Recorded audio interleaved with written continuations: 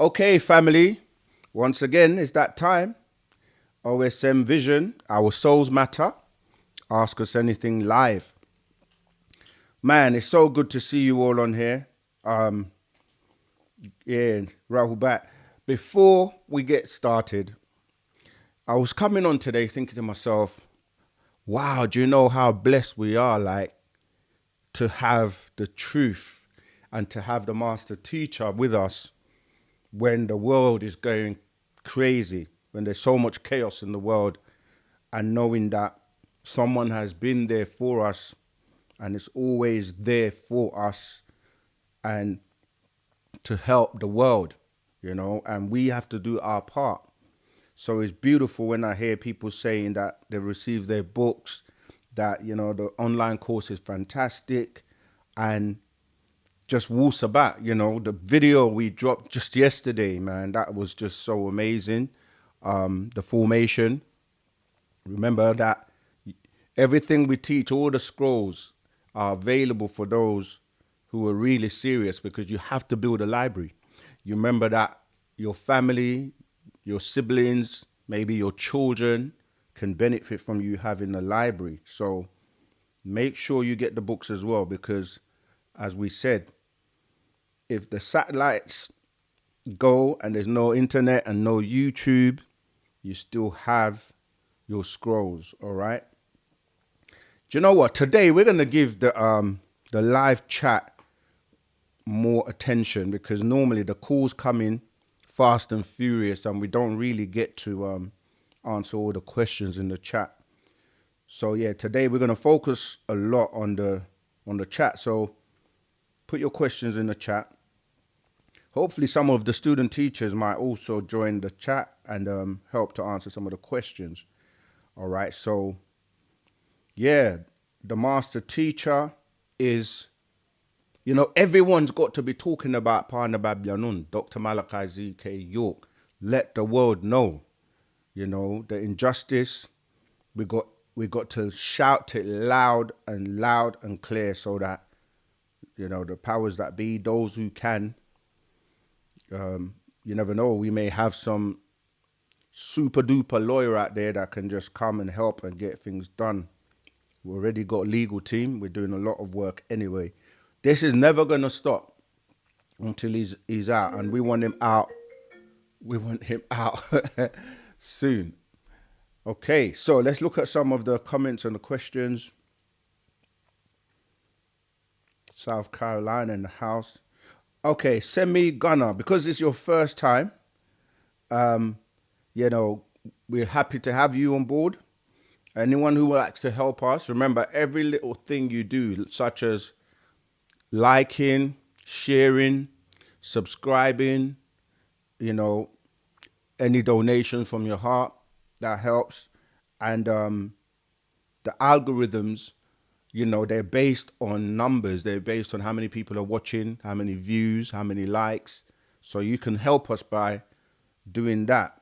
And of course, you can help us by you transforming yourself with Wu-Sabat, and then helping to reach one person at least, each one teach one. Okay, right. So because it's your first time, Semi-Gunner, you're saying, this is my first time. I would like if you can explain Rastafarian for me. Thanks. There's a scroll on our website on the connect page, right, which is called Is Haile Selassie the Christ? When you click on the image, it will open up so you can actually read it. And this book, the master teacher put out in the late 80s, early 90s. And it answers the question of what's Rastafarians. Now, you have different types of Rastas. And like with religion, in Christianity, Islam, Judaism, you always have those who try to practice and live, a wholesome life, live healthily. They're like, vegans. They use herbs, as in not the smoking herbs, but they actually practice. They practice being cultural, living with nature. they're in the mountains, etc. Right? So you always have those who do the right thing, and then you have those who kind of just like wear locks or dreadlocks, and they're not really, practicing. They say, the ones where they say they don't eat pork, but then they go out or sleep with people that eat pork, and it's like you're taking that in anyway because you're exchanging bodily fluids. But yeah, a slight joke, but still.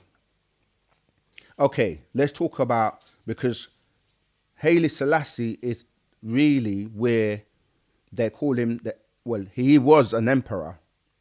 So let me answer. It starts off with saying, I'm just jumping to page 4. It says, was Selassie the king of Ethiopia?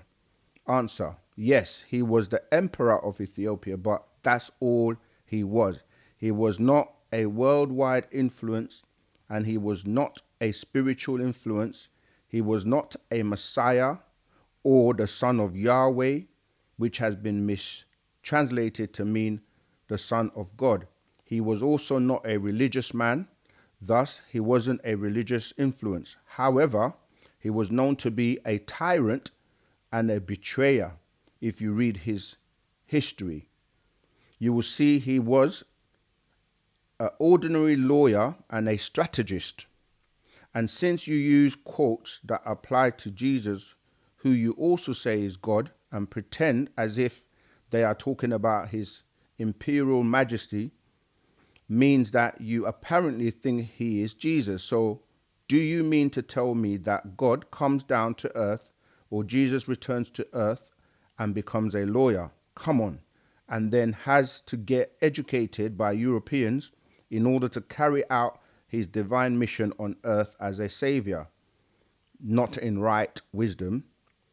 But for those of you who want to remain under the spell of Kingu, Leviathan, and these spook-filled religions of mythology, and for those of you who want to wish upon a star and look forward to going to some garden beyond the stars, and as for those of you men who don't want to take on the responsibilities as the Elohim or gods or Natharu nowadays, but want to depend on apparitions and spirits and spooks and goblins that are to come out of the sky and save you, so that you do not have to take on the responsibilities given to you by your fathers, the Natharu. Basically, in this old school, he was obviously teaching us the Anunnaki stories, and every school we went through, we were submerged in it. As the caretakers of this planet Earth and the rulers of the same, just continue listening to these religious leaders and their illogical reasoning. For this spell to be removed from people, we must first make up our minds to give back religion. So you Hindus can take your religion back, you Christians can have your religion back, you Muslims and Jews can have your religion back, and you Rastafarians, right, can have your religion back. It is time for you to link back into your ancestors as written on the walls in the Great Pyramids and written in the Sumerian tablets called the Enuma Elish, the Atana, and the Atrahasis, to name a few, where you can see yourself. Don't link yourself to a religion, be it Copticism, because people talk about the Coptics, or whatever, given by the popes, pastors, preachers, monsignors, and the cardinals, who all are a part of the plot. All right, so it says, just who was Haile Selassie? Haile Selassie received a Western education at a French Catholic mission in Harar, Ethiopia. In 1910 AD, at the age of 18, Haile Selassie was appointed governor of Sidama, a city in Ethiopia. In 1912 AD, before he became 20 years old, he was the governor of Harar, Muleta, and Sali. In 1928 AD, at the age of 36, he became king of Showa, And in 1930 AD, at the age of 38, he was crowned Emperor of Ethiopia. Okay?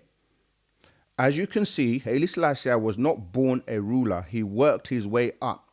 However, Ethiopia is not the whole world, just one small place. You mean to tell me that your God has to go through all of these different levels and experiences just to eventually become the ruler of Ethiopia at the age of 38? If he was God, shouldn't he have been able to become the ruler? And if he was just the governor of a country, then that means that he had to be appointed by someone who is higher than him, someone higher than God. According to you, God is the supreme and the highest. You told me, what kind of sense does that make? I suggest you get your stories and facts straight before you go labeling your leader God or making the implication that he is Christ. Wasn't Haile born in Jerusalem, which is one of the reasons why it is believed that he is Jesus Christ? Answer: Haile Selassie was born in Harar province, Ethiopia, not in Jerusalem. I repeat, he was born. He did not come down as Jesus went up. Haile had a beginning of days when he was born, July the 23rd, 1892 AD, and an end of days when he died, August the 27th, 1975 AD. He was the nephew of Menelik II. Menelik II took on this name centuries after Menelik I. After Menelik II's death in 1913 AD, Haile Selassie, along with Menelik II's daughter, Weziro Zodito, succeeded his reign. Okay? And Menelik II's grandson, Lineage Yasu, had succeeded him first before Selassie and Zodutu, but he, Lineage Yasu, was deposed from the throne. Right, this is going into your question. Haile Selassie's father was Rast Mokenen, right? World Mikhail, who was Menelik's chief diplomat and soldier, who took care of his horses, his Clydesdale Royal Fleet. Rast Mokenen's mother was Wezaro Tanei, if I'm pronouncing it properly, work. And she was the daughter of Selassie. Selassie's mother was Wazero, that's Wayzaro, Yashimabet Ihita Miriam. She died in 1894 AD when he was 2 years old. He had 10 brothers and sisters who died during childhood. A boating accident. He was the only one saved. When Selassie was 15 years old in 1907 AD, his father died, and shortly afterwards his guardian, Ras Tasma, was poisoned. Question: if Haile Selassie is of the line of the Prophet Solomon, where did the name Haile Selassie come from? Answer: Haile Selassie is an Amharic name, not an Arabic Hebrew name. You can't tell me that a change of names was a result of the migration of Solomon's seed away from the holy city called Jerusalem, whose ancient name is Kadesh. He should still have had a Hebrew name. If Haile Selassie is the lion of the tribe of Judah, then somewhere along the line his name should be Bar Yahuda, or Judah, and not Rastafari, son of Ras Mokenen and Wezaro Yashimabet. His name should have Judah, and it should reflect the name Yahuda or Judah, because it says in Ecclesiastes 7 verse 1, and I quote, "A good name is better than a precious ointment." So to identify who he is, the lion of the tribe of Judah cannot be born with a name like Robert. He has to be given a name unbeknown to him and unbeknown to the people that would name him.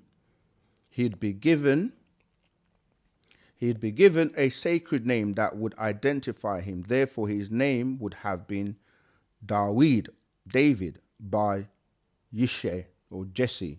Psalm 89, 20-21, Jeremiah 39, Isaiah 11:1, which means beloved son of the existing Yahuwah.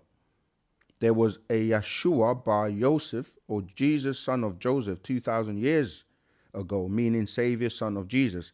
However, to the Hebrews, the Messiah has not yet come, and based on the above reference quotes, when he comes, his name will be HaMashiach, David bar Yisha, and not Haile Selassie.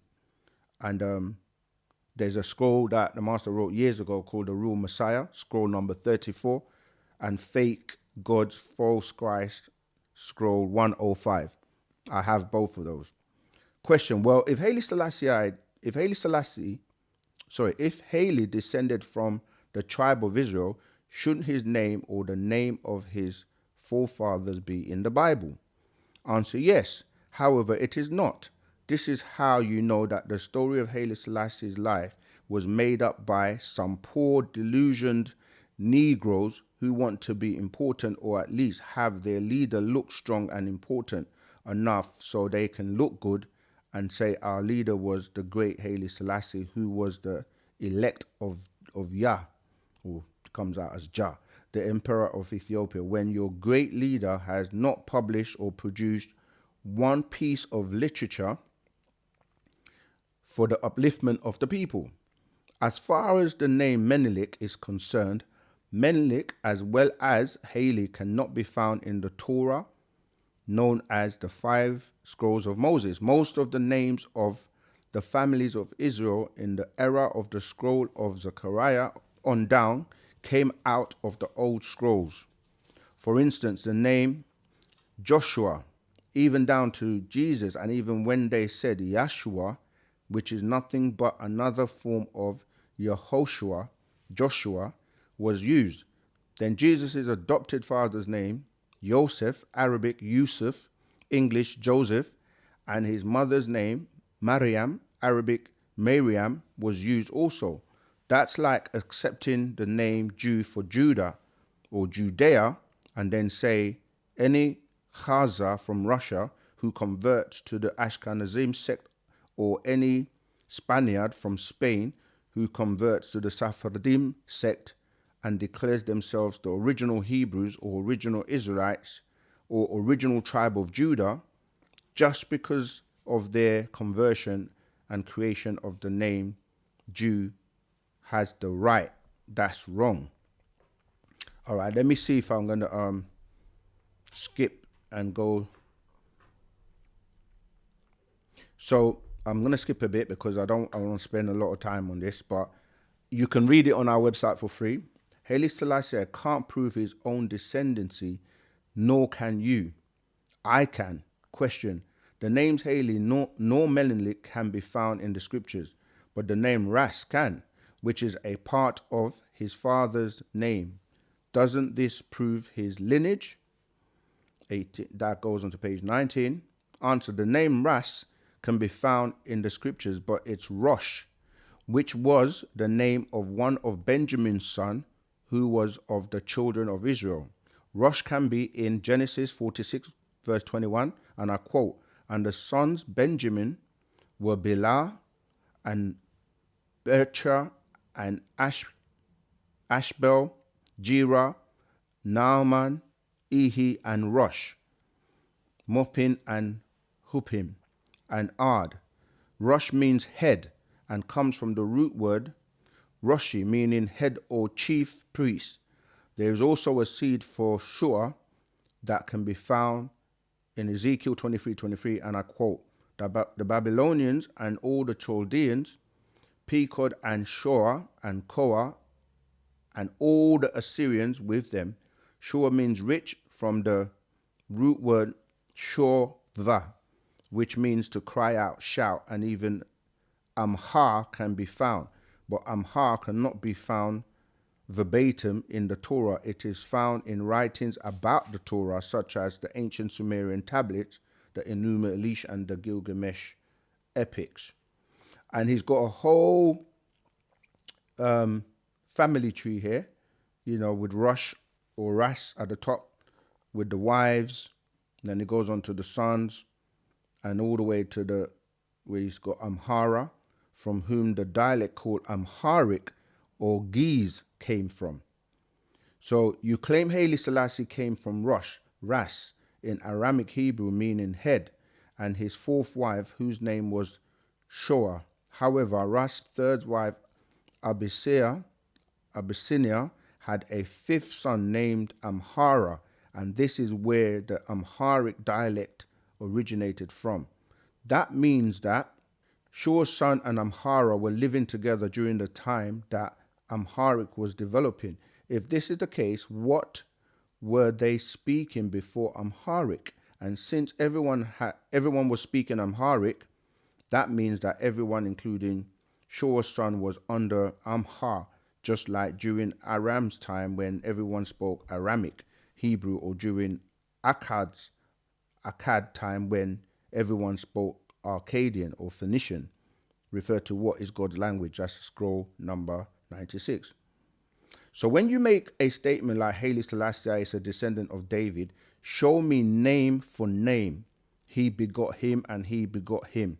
The same way it's done in the scriptures in which you follow, called the Bible. The same way that we make statements out of Sudan that we are direct descendants from the Mahdi and Fatima to Hassan and to Salihah, to Fatima and Ali, to Muhammad and Khadijah, to Kida and Rehana, to Ishmael and Fatima, to Abraham and Hagar, to Noah and Naamah, to Adam and Eve. We give name for name, husband and wife, generation after generation after generation. If you are authentic, then do the same thing. Give me some names that start from Haile Selassie and give his father, son, all the way back to Menelik I, and then from Menelik I straight back to David. Of course, you won't be able to because you don't know how. Then it shows a picture of Jesse, son of Jesse, David, etc. Right? So I'm saying to say to you that this whole scroll goes into the details of where Rastafarianism was born, and then they tie it into the coronation of the Queen and claiming the Queen bowed down to him, and he. But the thing is that when you read this scroll, it goes into so much detail that it's fine, and this is what religious people do. They put somebody on a pedestal and they try to relate incidences and things to say this is what makes that person who they are, even if the person themselves don't claim to be that, and a religion is born out of that. It is just so simple to build and make up a religion and get people to follow you. I mean, the amount of times we get questions that people are calling us saying, I had this dream, can you explain it for me? And we always say, look, we can't explain your dream, but it'll be so easy for us, because this is what happens with people that start to, charge money, and they start being what you call, in the Bible, they refer to them as sorcerers, people that people that basically say they can read your dreams, read your palms, do all of these things. Now, don't get me wrong. I'm not saying people don't have certain gifts, but it opens up a situation where people are claiming things that don't actually belong to them. He never actually really liked the Rastafarians. Even when he went to Jamaica, he never wore locks. He kind of shunned them. And yet, they build him up to be conquering Lion of Judah, King of Kings, and all this stuff where he never, ever, subscribed to that. Okay, yeah, let me read this bit on page 58, because I'm jumping just to get to other questions. So it says in the scriptures, when it speaks in reference to hair, it uses the word locks, right? This is in Ezekiel 44:20. This is in terms of the locks and the Rastafarianism wearing the dreads, right? 44:20, Numbers 6:5. Many people, especially those who were influenced by Bob Marley, assume that the word locks means letting your hair lock by itself. They call it dreadlocks. The word dread is not found in the scriptures, but the word locks is. A claim of one Rastafarian is that the name dreadlocks does not mean that the hairstyle itself is it's dreaded. It means it is a hairstyle that symbolizes the dread felt by the Caucasian race, or the fear they have of the dreaded Rastaman or dreadmen. Right, so what about the Rastafarians who call themselves Nazarites? There's a group of Rastafarians who think they are Nazarites. Let me tell you right now that they are not. The Nazarites were dedicated to the service of the Most High. In no way can Nazarites be compared to present day groups who do not cut their hair. The Nazarites followed such laws like abstaining from strong drink, not mooring the corners of their beards, etc. There are two groups of Rastafarians. One group is known for the amount of marijuana, also called ganja, or reefer, that they smoke. The other group, who are considered the real Rastafarians, this is what I was saying at the beginning, live in the mountains and practice a pure way of life. They refer to these who sell drugs and smoke marijuana and hashish as rascals. The Rastafarians use Ezekiel 44:20 to justify their wearing dreadlocks, and I quote, "Neither shall they shave their heads, not suffer their locks to grow long. They shall only poll their heads." The Hebrew word in this quote for poll is the root word kacham, which means to cut, clip, to trim, to shear. This is in reference to keeping the excess hair growth neat and intact. The scriptures state you should not shave the beard, yet it is law to. The above quote says to keep the edges trimmed, polled, mishwak, which is the Hebrew word for maud, meaning disfigurement, or the face, corruption, from the root word shochath, meaning to destroy, to corrupt, or be mauled. In addition to polling the hair, the quote states not to suffer the locks to grow long. Suffer means to endure or tolerate. The scriptures again confirm that the locks should not be allowed to grow long, extreme, in excess. They also use the quote Numbers 6:5 and Leviticus 21:5 to justify wearing dreadlocks. When you base the wearing of your dreadlocks on the scriptures, you should seek a clearer understanding, because the locks mentioned in the scriptures was something totally different and has nothing to do with dreads. If you choose to wear dreadlocks in your hair, it's your business. However, when you try to use the scriptures to try and justify your beliefs and misguide innocent souls while doing this, that's when I have a problem with it. So there is no proof in the scriptures that Rastafarians are Nazarites, and no, Nazarites did not wear dreadlocks in their hair. Haile Selassie, I didn't even wear dreadlocks. Is it possible to combine customs or ceremonies of Christianity with Hebraic customs or ceremonies? It is said that Haile Selassie's coronation in 1930 AD, this is what I was talking about before, which was held in the Cathedral of St. George in Addis Ababa, was a Hebraic Christian ceremony. There is no such thing. The original Hebrews do not hold Hebraic Christian ceremonies. The original Hebrews do not and never have believed in Jesus Christ as the Messiah. Haile Selassie was a Christian, a Coptic Christian, not a Hebrew. And there's a picture of him. Notice the cross of the church in his hand. The picture below proves it. Notice the cross in his hand. The name of that cross is the Coptic cross. And it goes on and on and on and on, explains and breaks down why this, Rastafarianism and what, people are following today is not it's made, a lot of it is made up, just like other religions. But I would suggest anyone who's interested in learning about, the whole Rastafarianism and Rastafarian movement and Haile Selassie to read this scroll. Goes into a great detail. I could read all of it, but I'm not going to because we want to get back to the questions in the chat. But I hope that helped.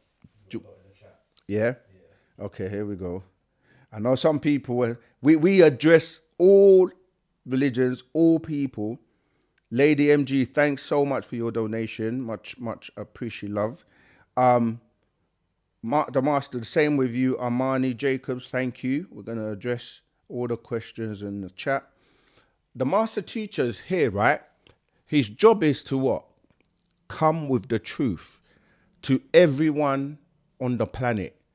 So he's not biased in any way. So he tells the truth exactly how it is, and it's to help you grow and know the facts. And some people hold on to different schools or different religions, and when they hear the truth, sometimes it can be bittersweet, but it's to help you, not to put you down. Okay, Valerie, Rahubat. Okay, wow. Let me go back a bit. There's more. Okay, let me start from. I want to learn the language to only know. Yeah, the language is important for all of us. We have to learn. All right, I've fallen asleep when trying to meditate. Chanting may be better. Is it equal to meditation, or should it be both needed? They're both needed, and you're right. The reason it takes practice. It takes a long time before people can actually meditate properly, because when you meditate and you start to relax, you slow down your breathing, and because of the stresses of the hustle and bustle, if you are like doing a 9 to 5, or you're constantly like stressed by not just even doing a 9 to 5, just the world and the frequencies and the energies around, when you actually calm down and start to slow down your mind, you start to get so relaxed that it's easy to fall asleep. That's why you have to practice. But yeah, chanting obviously is more involved, because as you're chanting, it'll be hard for you to fall asleep chanting. But you have to practice both to answer your question. Hey, Sherlyn Gums, Rahul back. Tears of joy to have the truth, and we are not forgotten. You know what? It's so true. I mean, we take it for granted sometimes, but imagine like the stress of not knowing something. In the beginning of the actual facts, the master teacher explains like, it's like when you don't know something, it gives you stress. Like imagine you don't know where your house keys are, or nowadays when people don't know where their phone is, they're panicking. And if you had to go somewhere to an address and you don't know where you're going, you're getting lost, you're asking people, you take the wrong turn, you're just kind of in chaos. But when you know where you're going, like you put the postcode or the zip code into your sat nav, you just relax. It just takes you there. But you still have to be involved, because these sat navs today could take you off over a mountain. So you have to still be involved. But I'm saying like the stress of knowing where your keys are, knowing where your phone is, knowing if I ask you who your parents are, in your mind, you see them, you know them. And then I ask you who God is, you don't have if you have an image, it's going to be of probably the white Caucasian with the beard that has been painted in your mind by, Michelangelo and the Sixtine Chapel, this, just to give you an image. But I'm just saying that to know the truth and have someone that can give you the truth gets rid of all that stress. Okay, don't forget you can, the online course. Yeah, let me address the online course and our book. The question we get asked the most, right, is what's the first book I should read? People that are just coming to Wu-Sabat, or what can I do? What one book can I read to catch up and be up to speed, or to know as much as you know? And we're like, okay, let's put something together to address that question, because We get asked that question so many times. In fact, every single day. So that's why we put the online course and the book together, because it's like, when you go to, for those who go to college or university or even a new job for the first time, where, like you got to get a timetable, you got to know where your lessons are, you got to know which, do you know what I mean, which theaters or where you have to go. And you have different types of students. You got students that arrive at campus, they've already gone online, they've checked everything out, they've planned their schedule, put it in their calendar, and they're very organized.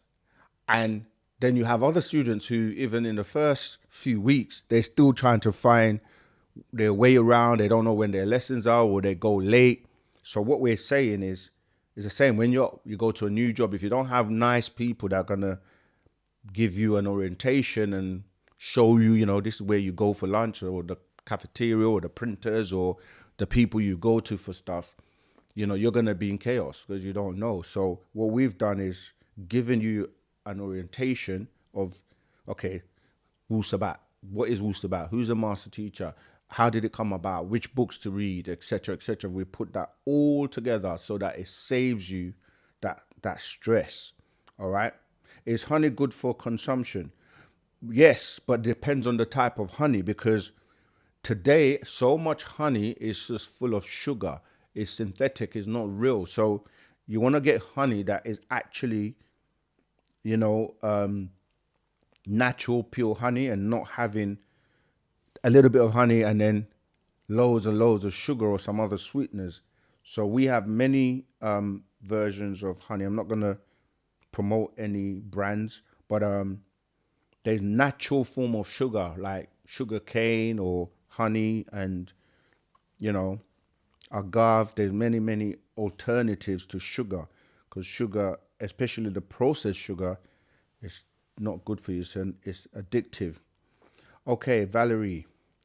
Rahubat, this is the beginning of the new 24,000 year cycle. What happens to the souls that don't make the 144,000? I am a member of OSM Tawutat. Yeah, great. We really love you for being a member of OSM, because that's the way to be in the know. You get it first. All right. All right. The 24,000 year is a cycle that comes around every 24,000 years. And different cycles are referred by different names, like the procession, which is every 26,000 years, or like 2 cycles round of 24,000 years gets rounded up to 50,000 years, which they refer to as an epoch. Obviously, the 24,000 years referred to as an equinox. The problem is that because most people now have been given this biblical reference of living, if you're the maximum you're going to live to is 120 years, based on the quote in the Bible, most people on average don't even live to that. They like, these days, like 60, 70 is like you've lived long, going to 70, 80s, right? So when you haven't been around for thousands of years, and the Adamites were only created 6,000 years ago, and then the religions that come out of them are like if we walked backwards, Islam's 1400 years old, the New Testament and Christianity is like 2,000 years old. The Old Testament, or what they call the Torah, the 5 books of Moses, goes back 4,004 years old. So all of that is within the 6,000 year frame, which is just one part of the 24,000 years, because the 24,000 years is split into 6,000 years, composing of a moon cycle, sun cycle, moon cycle, sun cycle, right? And so when this new 24,000 year cycle starts, things change. And our ancestors that are ontologists, because they've seen these cycles come and go so many times, that they can pretty much predict what's going to happen, because they've been around and they've written it down and have records and a lot of tablets and written on the walls, and stories passed down from generations to generations and kept pure.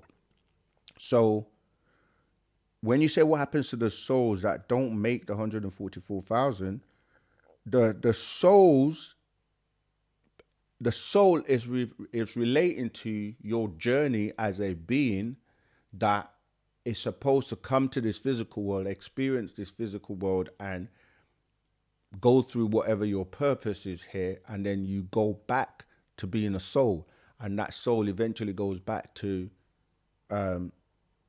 what we call pa'ut, or the all, expanding and don't come back. So that's a separate thing. That's a cycle that would always take place. The 144,000 that are chosen, they're being taken away because they have, let's say, for example, like you want to take astronauts into space. They have to choose, not even that, let's make it even simpler than that. Do you know, like, if you want to be a pilot, you have to go through some serious, rigorous tests to make sure you're of sound mind. You're not somebody that, you know, is going to be drunk or be an alcoholic. You don't take, you know, drugs. You have to basically be able to be responsible enough, because you're flying a craft with hundreds of people's lives, yeah, at your mercy. So not anybody can become a pilot. You have to go through rigorous tests all the time. It's the same way when you're dealing with someone who's going to be responsible.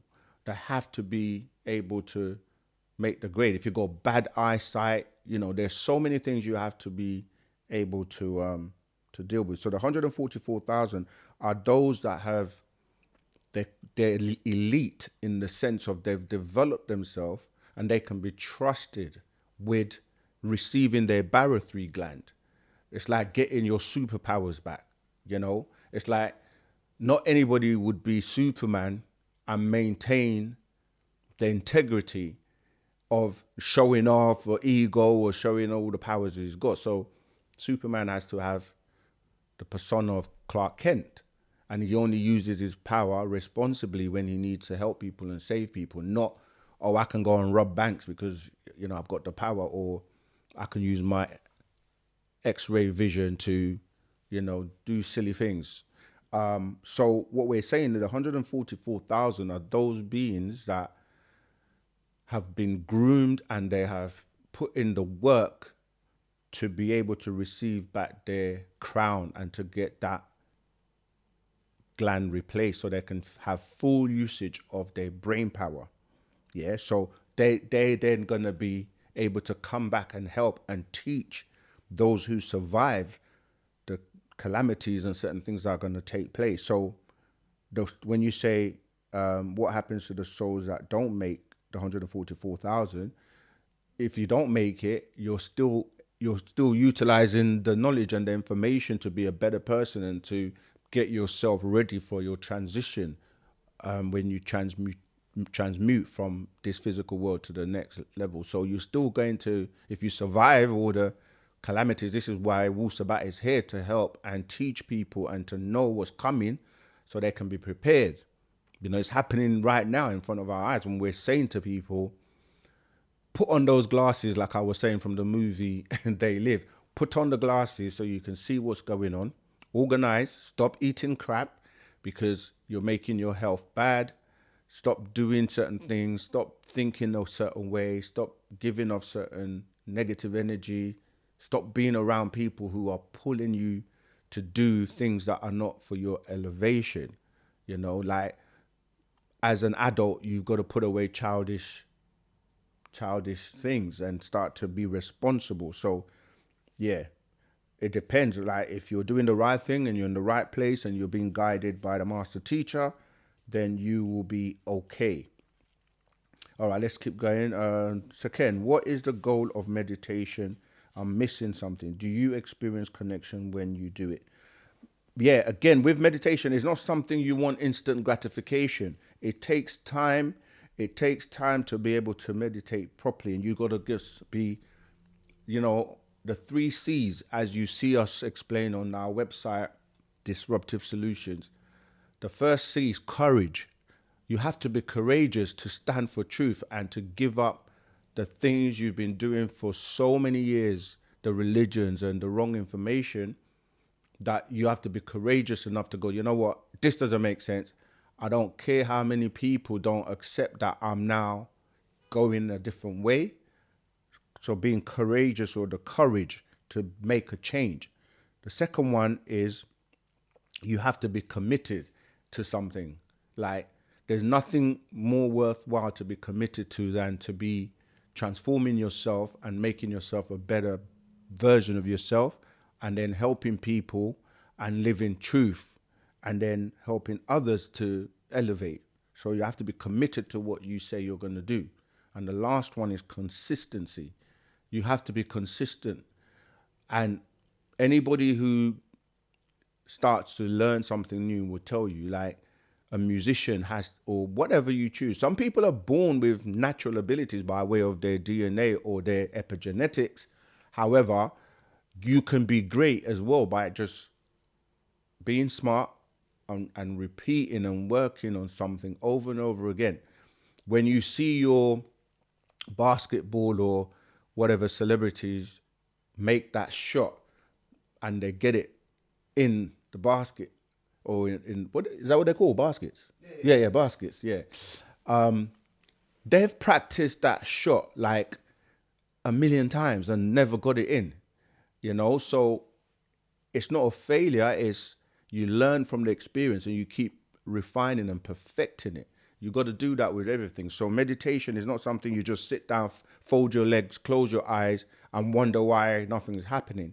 In fact, that attitude is going to delay you getting the results. So you got to be able to be consistent with it and stay committed. Keep doing it for, I don't know how long you've been doing it for, but it takes years. I mean, you can start getting benefits straight away, because the mind is to calm your mind, because you're saying, what is it for? What is the goal? The goal is to calm the mind so that you can receive information and be connected and pull from the higher realms. And then in time, you'll be able to receive messages, because you get messages all the time, but you're like, you have a radio, and your radio in your head is not tuned into the right frequency. So people call it receiving inspiration, or receiving messages or downloads, or getting clear messages from your ancestors or higher beings that are vibrating on those higher realms. So, you know, it helps you with your health as well, because you're not as stressed, you're calm. Your mind is the most powerful thing you have, so you can think clearly using sound right reasoning, which then means your actions are reflected by way of your mental state. All right. So don't give up. Keep at it. And if you don't know how to, we'll give you a few tips, but literally you got to set aside a specific time, and you're going to be focused on achieving something. Like, okay, I'm just going to be able to sit in silence, and I'm going to focus on not being distracted by the noises that I'm hearing outside.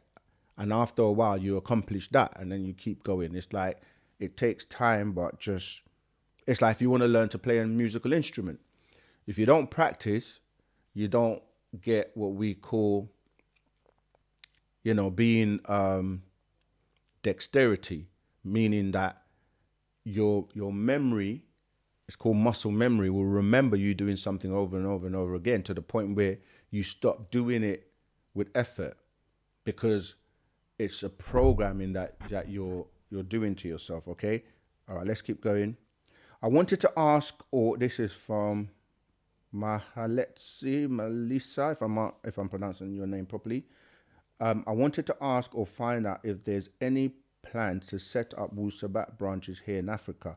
Of course, absolutely. I'm from South Africa, because the missionary activities are still big here in Africa. Of course, we're worldwide. That's why we're called the United Sabians worldwide.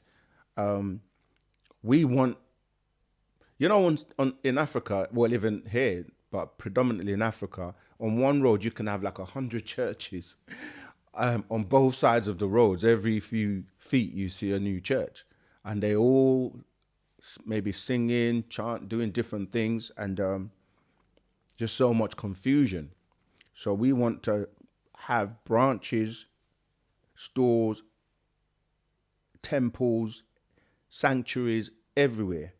And this comes by way of us coming together and working together to make this happen so we can counteract and bring those people. You know, we have to, like they say, become fishers of men and women and help people come out of the spell. And the way to do it, work with us. Hope you're in the Telegram group. Anyone who's on this live and not in the Telegram group is being posted in the chat. Join the Telegram group so we can work with those people who are serious. Because that's another thing. You got talkers, people can talk a lot. They can say, I'm going to do this, I'm going to do this. But then they don't have what I just said, that courage. Or they might have the courage, but they're not committed to it. Or they might be committed, but they're not consistent.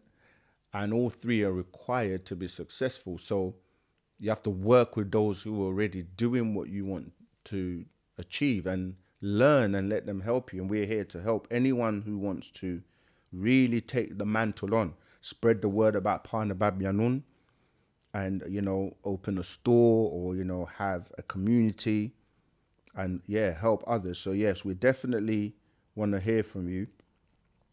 Sherlyn Gums, Mrs.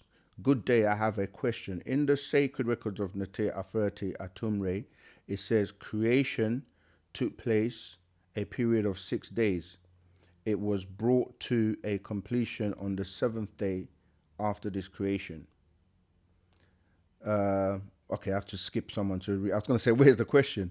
Human beings needed 112 corrections, of which only 76 have been done up until the year 1998 AD. Thus, you need 36 more corrections. When and how are the remaining 36 corrections to be made? Right, so if you read the Master's Secrets, I don't know if I have it with me. I think it's series number 3. If you're in the Telegram chat, we will give you the right one. Or if there are any student teachers in here, we might be able to give you the right one. But it actually tells you that those corrections have now been made. And it also goes on to explain that it's not just on an individual basis. You're dealing with us being judged as a species or being corrected. So it's like, have you ever watched those TV shows where you have 2 teams or a team and they have to accomplish something, but different people are responsible for different aspects, but they collectively either make it or win the task or not.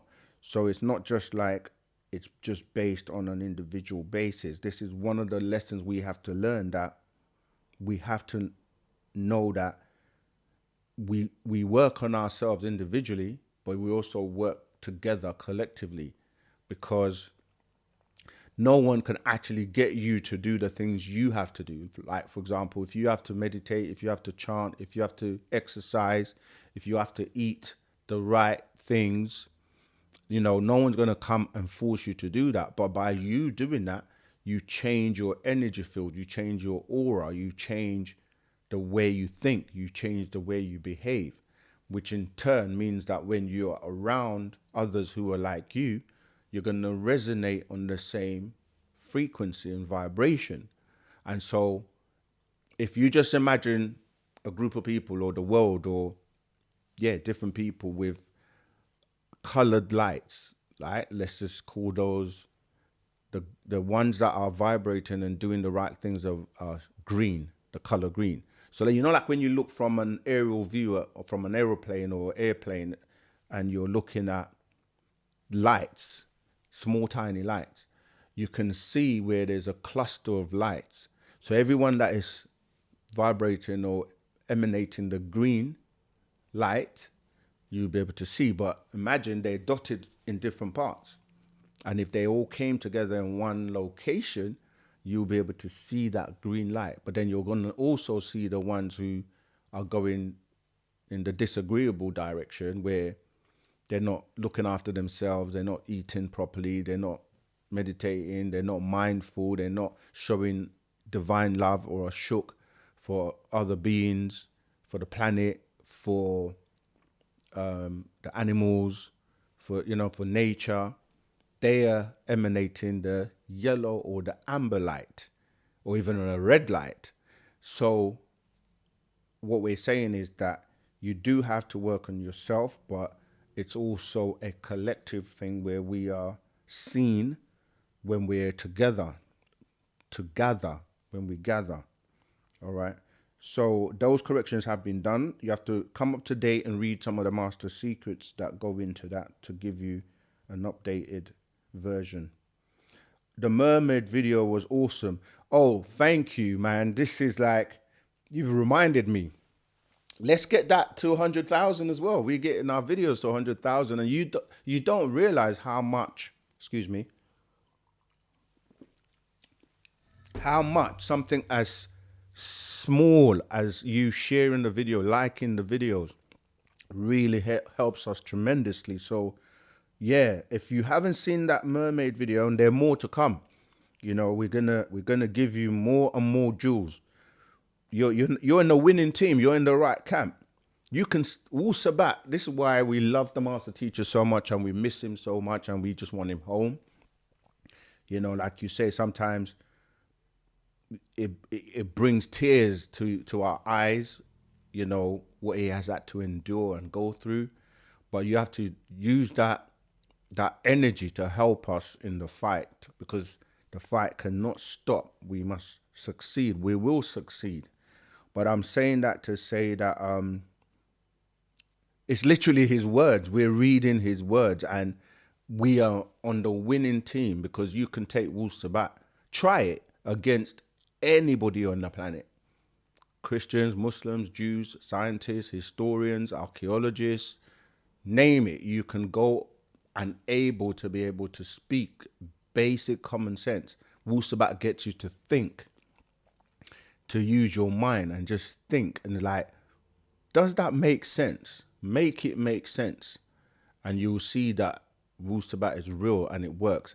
And when the master teacher is telling us he has 76 trillion years of information to share with us, OSM Vision, our soul matters, it's not going anywhere. Like, we'll never run out. But you have people out there who have been teaching from the source, but never mention the source. And they can only go so far, because he can keep going. So, old timers, people that were with the master teacher that, went astray, or decided or didn't realize the full plan of what's unfolding, everyone's welcome back home. Whatever school you were a part of, and you decided, what, I don't have the patience, or because of his incarceration, many people turn their backs or are scared. No, come back home, because he's always said you're welcome back, but don't come back with any chaos. Come back and let's be in love and unity. Let's work together. Let's free the master teacher. But yes, so help us with the videos, like them. The mermaid video was the part of that called the formation. And yeah, there's so much more we have in store for you. We have so much. And remember that we have the documentary coming for you once we reach 100,000 subscribers. And we're almost there. We need your help to do that. So yes, let's get Wu-Sabat to the world. Okay, let's keep going. The mermaid video was awesome. Thank you, Lady MG. Where did you donate to? Oh, okay, sorry, that's OSM. Westworld, one of the best series. Absolutely, Draco. Yeah, because they tell you in these cinemas, although they say movies, meaning moving pictures, but cinema is the original name, because it's like tell lies visually, or the cinema, the sinning, but they make it into entertainment. This is the whole thing of referring to something like science fiction, which is a contradiction, because science deals with facts, not fiction.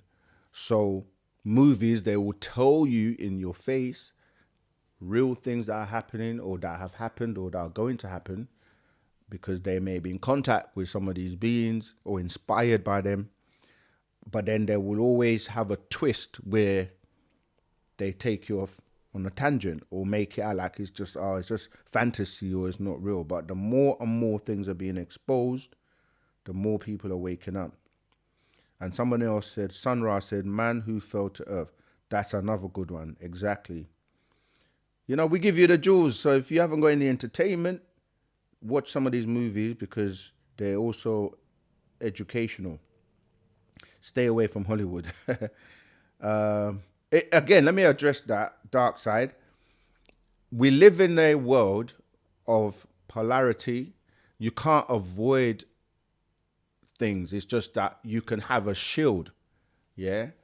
You can have what we call a psychic self-defense. People think that, for example, oh, I'm going to stop smoking, so I can't be anywhere around somebody who smokes. Yes, that makes sense. But the test is being around them and still not smoking. Then you know you're over it. You know that they're not having an influence over you. It's not hiding and putting your head in the sand or locking yourself away, because you're in the world. You're just not. You can be in it, but not of it. If I'm not saying that the wrong way around. Yeah, you be in the world, but not of it. So you can be amongst people and know that they can't have an effect or an influence on you because you're that strong in your convictions and in Wu-Sabat. So yeah, the test is more when you're around things and you're around cakes and you don't want to eat the sugar and the cakes and whatever anymore, and you're able to do that. Not when you crumble and fall to pieces, when you are around temptations, as they call it. And I'm not even saying go and be around it. I'm just saying you're stronger when you're around things and you're still able to maintain your position. Okay. Is our death predestined? Okay, go on. Oh, yeah. Yes, C double. Thank you. Much. I appreciate, love your donation.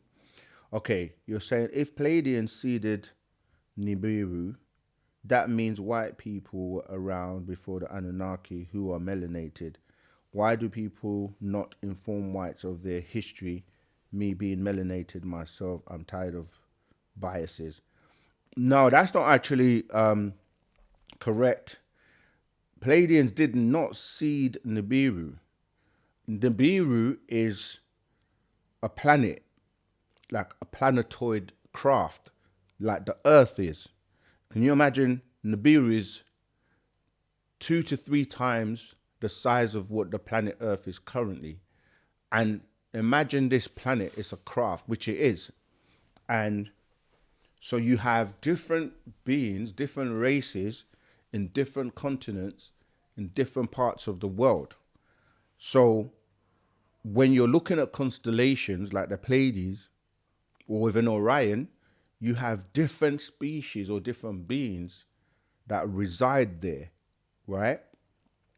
And so the original beings will always be like the Parnatharu, because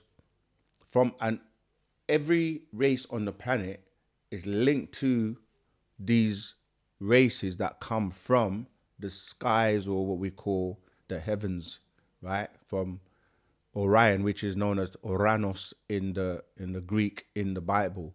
And you have Pleiades, you have Arcturus, you have, Sirius, you have many different places. So the Pleiadians did not seed Nibiru, but different beings are on Nibiru. And you said that means white people were around before the Anunnaki. Again, when you're saying white people now, that's a whole different term, in the sense that, the Pleiadians and white people are two different beings. It's just that they use their genetics in the gravitation of the Adamites, but the Pleiadians are melanin recessive as well. They have the pale skin, blonde hair, blue eyes, and so they wouldn't be the original to be there before the Anunnaki. So that's back to front. And melanated, everyone is melanated. It's just some are dominant and some are recessive or unable to produce melanin in abundance.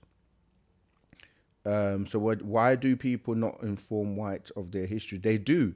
The Pladians are the ones that were in contact with people like Hitler, with, like the presidents of the United States government. And if you look at George Washington, and you look at even, we know it as the Ben, but they call it the obelisk in Washington. It faces, if you look at the constellation that is facing, we have that in the I think it's in the scroll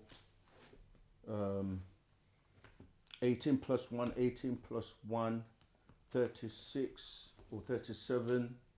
I've got it with me. Let me see if I can find it and I'll show you.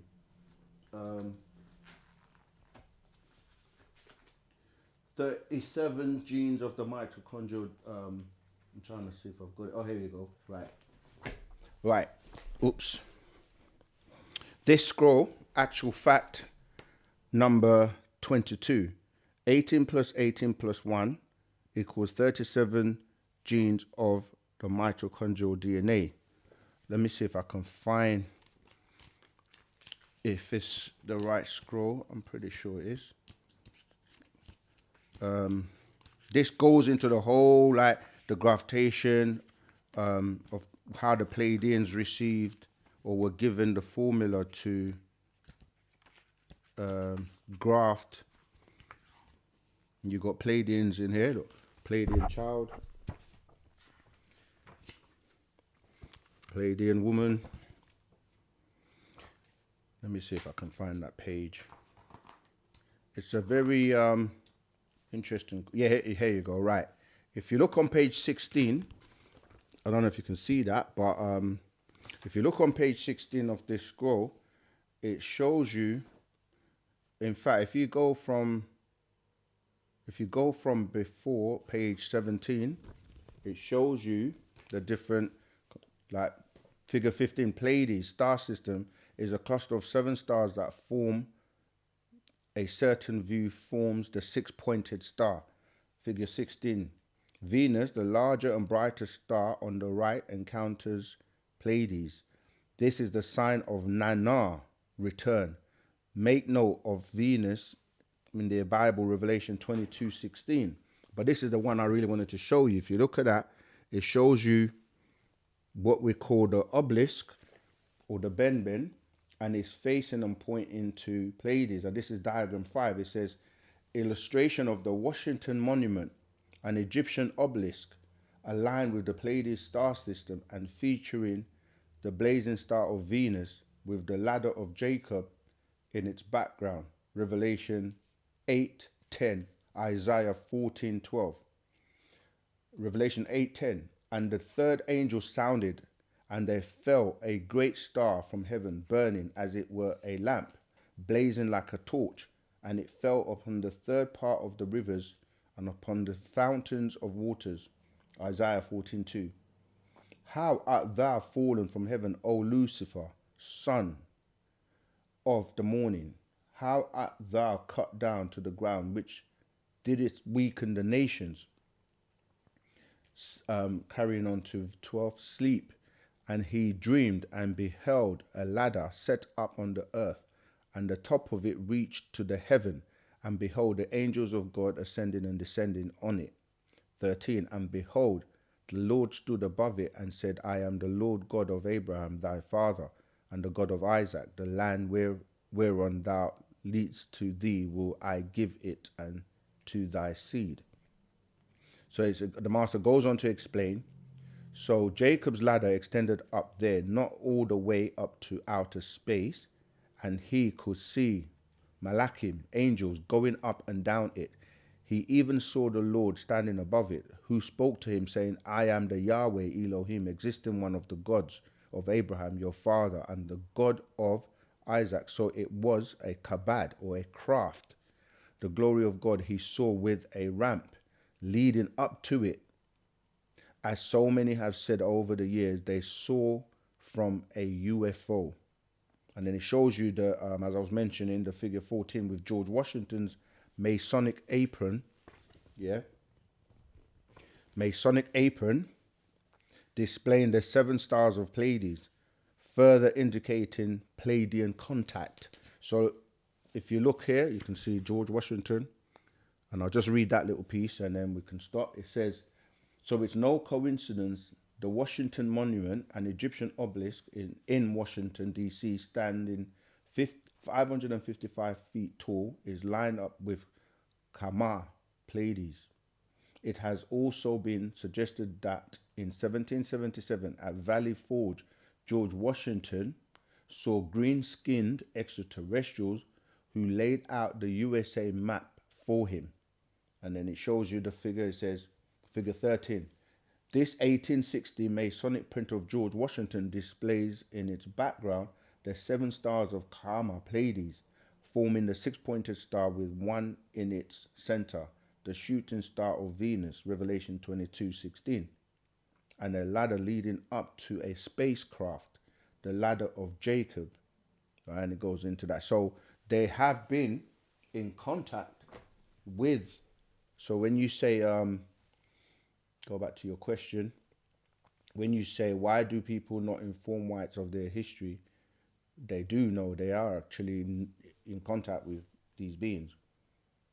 But you're right in terms of, it depends on which, I know what you mean by white people, even though we know there's no black and white people in that sense. But what it is the elite, there's only like the 1% or to the 3% that really know what's going on, because they suppress and hide information from the masses. And then they have a complex because, you know, they've been taught about white supremacy or racism and things like this. So, you know, they grow up feeling like everyone else is beneath or lower than them. And so they don't really get taught. But some people wake up by doing their own research, you know, going into the rabbit hole, as they say, and they start to find things out. All right, let's keep going. Where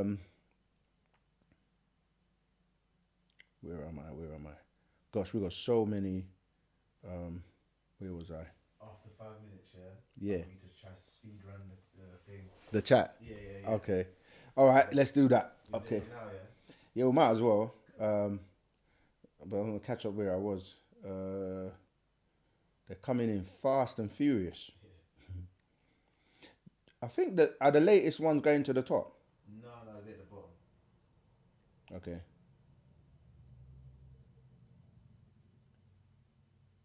Tell me something outside of person, places, and things.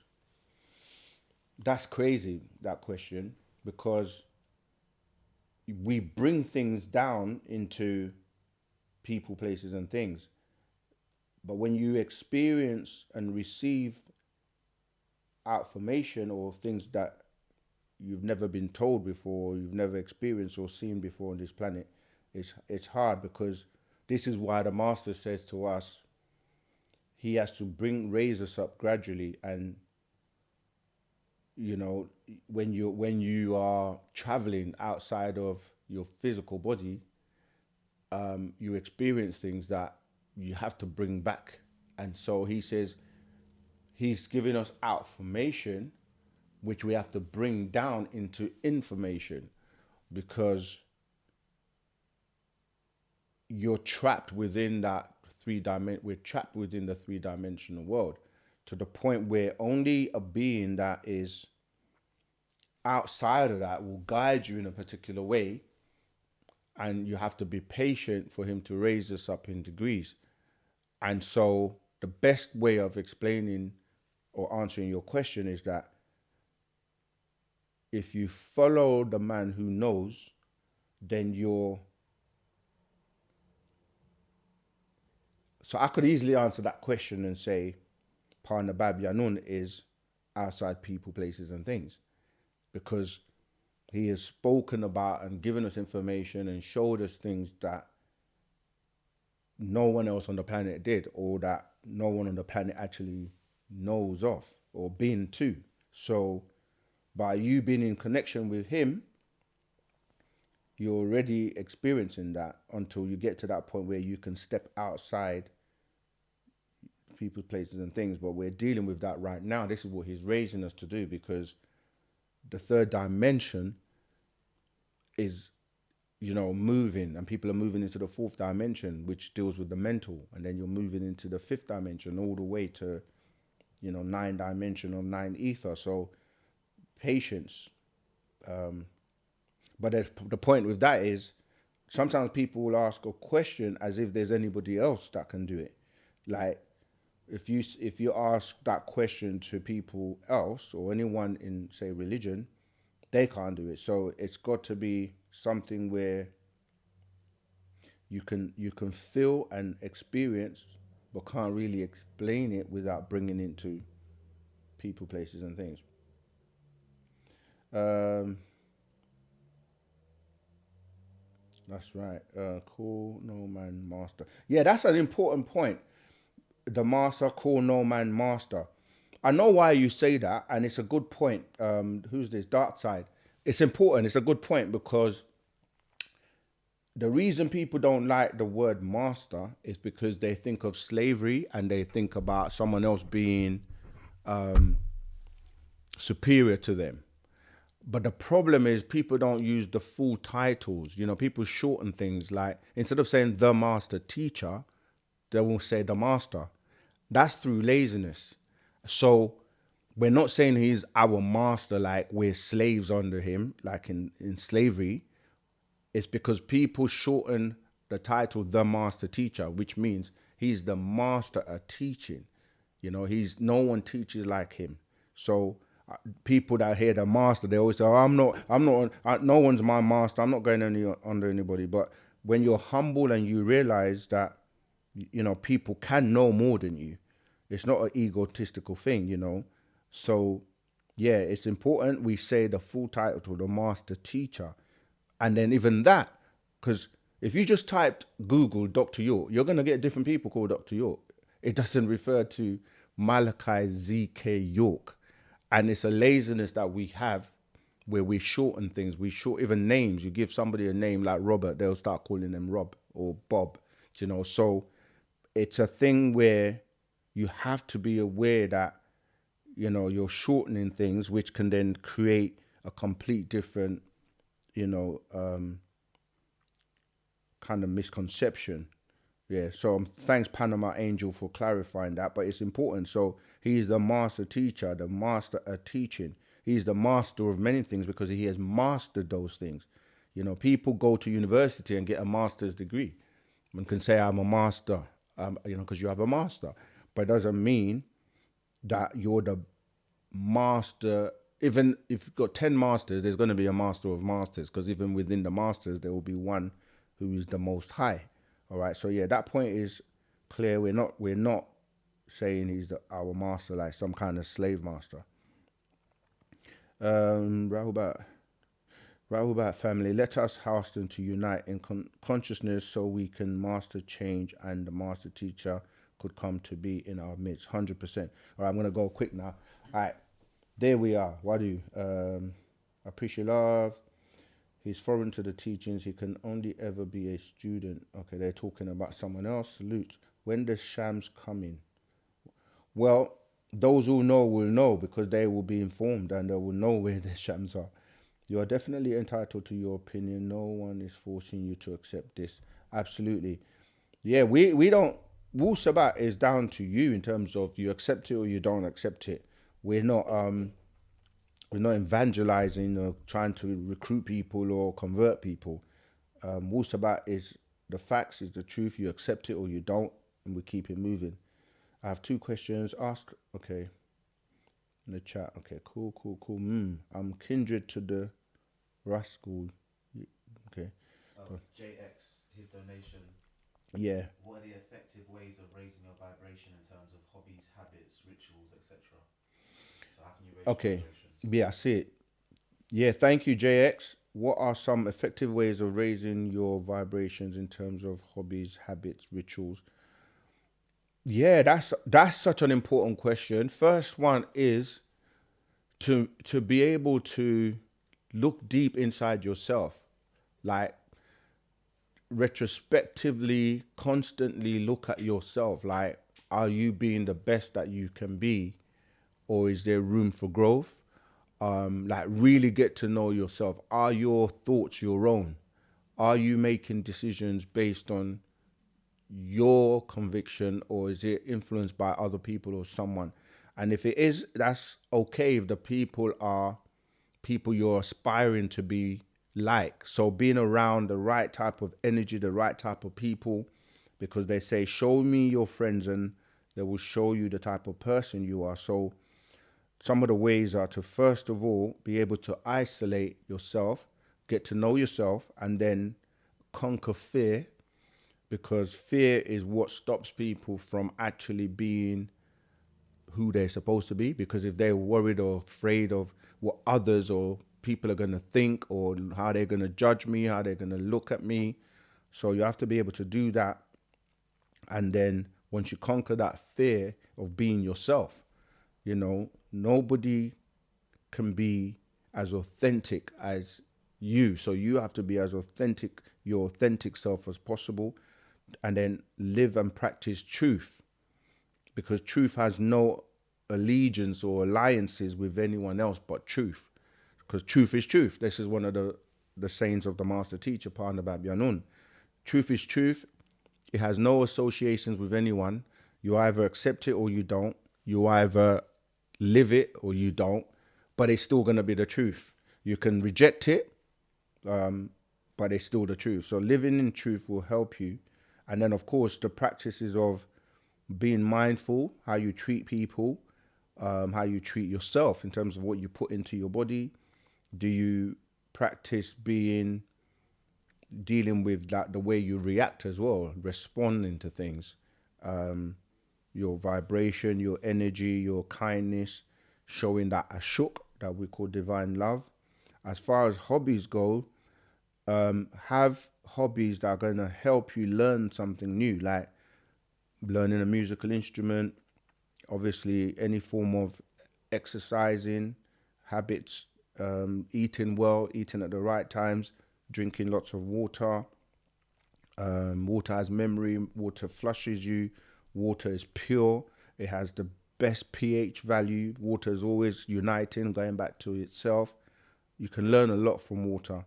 And then also respect nature, you know, be in tune with your ancestors, speak to those beings that are working and walking with you, that are also about helping you progress. Rituals, we have the chants that we have in Wu-Sabat that help you connect with your ancestors, studying, researching, checking things out for yourself. Like we already covered, meditation, relaxation, you know, being in the moment, constantly like living in the now, because, you know, you can't worry about things that have already happened that you can't change, and don't worry about the future too much or things that you can't do anything about. So you just deal with the now, and whatever you're doing in the now, you're fully engaged and submerged in it. All right. A lot of that is also in our book, The Fast Track. We cover a chapter on meditation and how to manifest as well your environment, your reality, by way of tapping in and connecting. Chaser said, can you ask Ken what planet he's from? I had a dream and he was in it and told me he was from the next universe. So what planet are you from? That would be telling. That would be telling. I do travel a lot. And if I was in it, then we were there, right? That's interesting. But having said that, you've just touched on something. We don't even like to use the word try in Wu-Sabat. The master teaches the best example on the planet. And when you're a humble person in terms of you're able to, like I said, like really look at what and who is on the planet, what they're teaching, does it make sense, and scrutinize it, you will find if you do that deep dive, the master is the best example I can give anybody regarding anything, whether it's intelligence, whether it's respectfulness, whether it's love, or we say, unconditional love, caring, sacrifice, giving. I can go on and on and on and on. And if you can even emulate a small percentage of what he's given us and teaching us, and one of the best way of doing that is to apply what he's teaching us, apply the knowledge, not just in a fickle sense, but like you really embrace it and live it to the best of your ability. You start to connect to him, to higher realms, and you will receive, you'd receive affirmation, and you just know, you start to know. And when you know, you just are, you are, you live, you're not trying, or, ing words, I'm going to, I'm trying. You just live and do, and waking up every day and just being in that moment is the best one can do. All right. I hope that helped. You have got a donation, but Check Chaser said, I appreciate you asking my question. So Ken welcomed me with love in the astral realm, and he gave me confirmation that it's safe to follow Wu-Sabat. Oh, there you go. It is safe. That's why I'm saying, like, smart people, intelligent people are within their rights to really make sure, because you're dealing with your soul at the end of the day. And there's nothing wrong. I gave the example of wrestling with, Jacob and Israel and all that, and the glasses. But when you get to that point, this is why we say there's a saying we say, peace in the lamb is truly wonderful. It's like when you get to a certain point.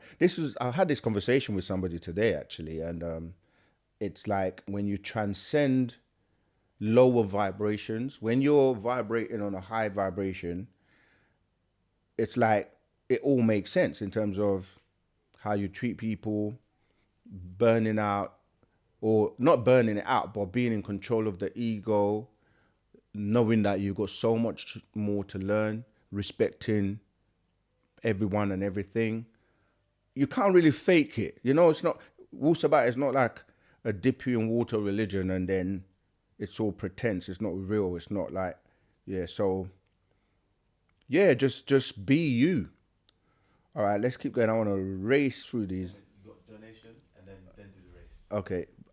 What exactly did Yakob create if Pladians / less melanated people already existed?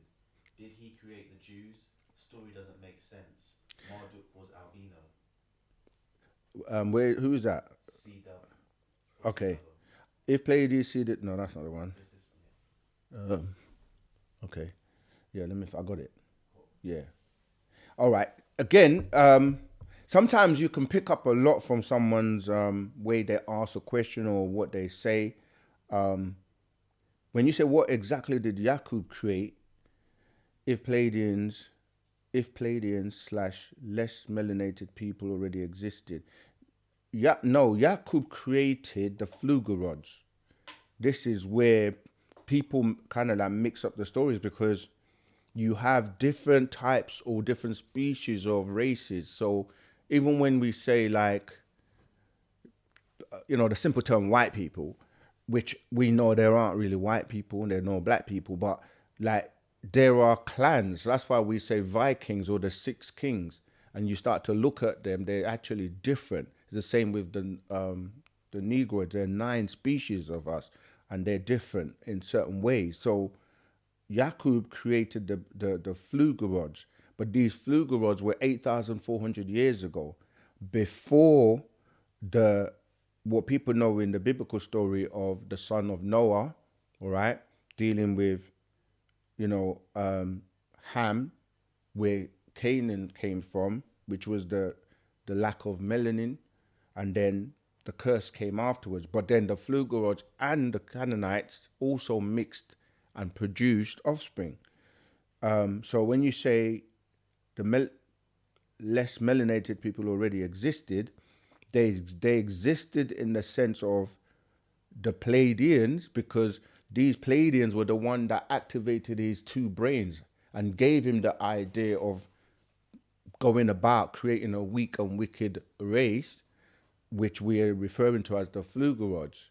And then yes, later on, when you're dealing with the beings that came from that, you're dealing with the Ashkenazims and the Khazars of Russia, and then you got the six kings like the German and so forth, right? Who came out of that. And when you say the 11 sons of Canaan, this is what you're talking about: the Archites, the Canaanites, the Amharites, the there's so many of them. So that's where they came from, but they also mixed in. And you say, did he create the Jews? Yeah, that's what I'm saying. What you're calling Jews are coming from those Ashkenazim and the Sephardim. And the word Jew is a play on words because they try to tie into the tribe of Judah. And they're trying to say they're Judahites, but they're not. They're Jebusites. Yeah, that's Jebus is one of the sons. The Jebusites, you see. So when you say the story doesn't make sense, you should really say the story doesn't make sense to you. Therefore, you need to ask more questions, study, and put the pieces together. And you say Murdoch was albino. Where's that coming from? Like, again, you're making a statement and not asking a question, because what is an albino? You see, so we can make, and there are different people called Murdoch as well, just like there are different people called different names. So it is more about you getting the pieces and putting them together so that it will make sense for you. So that's why the student teachers are around to help. And then the scrolls will be there to really help you, clear up the confusion. All right. All right. To Ray, fasting is not the only discipline that will help. Okay, thanks. Yeah, we've got our student teacher, Nee, in the house. Good to see you, brother. And thanks for your help in answering the questions, as always, in the Telegram group and on here. So, yeah, Tawul Tak Zama. All right, any more questions? Let's see. Okay. Antoine Moore. Zamal Saken, could you expound what the Barri 3 gland is? I'm just going to read some of this because it's very interesting. It says, I have 76 trillion years of light knowledge. This is what I was just saying about electricity and things moving more into ether, because light crystals, when you start to deal with light knowledge, your aura, the green light I mentioned before, this is all dealing with light knowledge. How else would I have been able to write about the science of creation? Or is there life after death? Right? And these are scrolls he written. The science of creation, scroll number 81. Or is there life after death, scroll number 124, which today he has also written the spiritual you after the physical you dies. This is someone is a spiritual master, and he's able to teach you about things that are going to happen to you or what happens at death, etc., where other teachers don't really go into that. All right, let's keep going.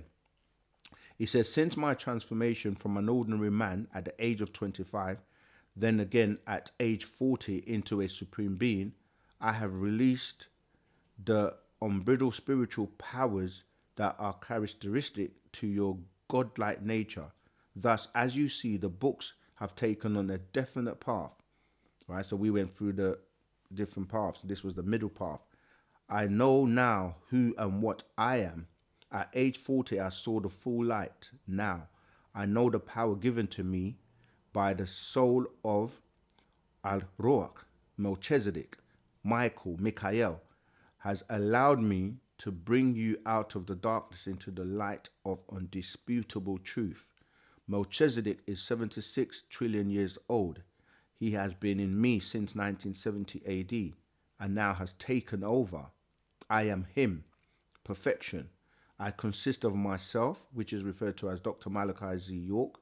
I also have living within me or visiting me a multitude of personalities which come at different times.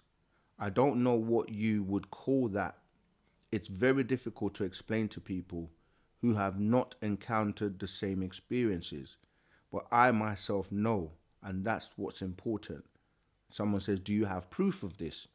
Answer, the proof appears in my writings. The facts and the names of people that have never been known in historical calculation, in calendar times and places that are so detailed that I could not have been fabricated. I feel sorry for the people who sit around and think I have the power to fabricate all of these things.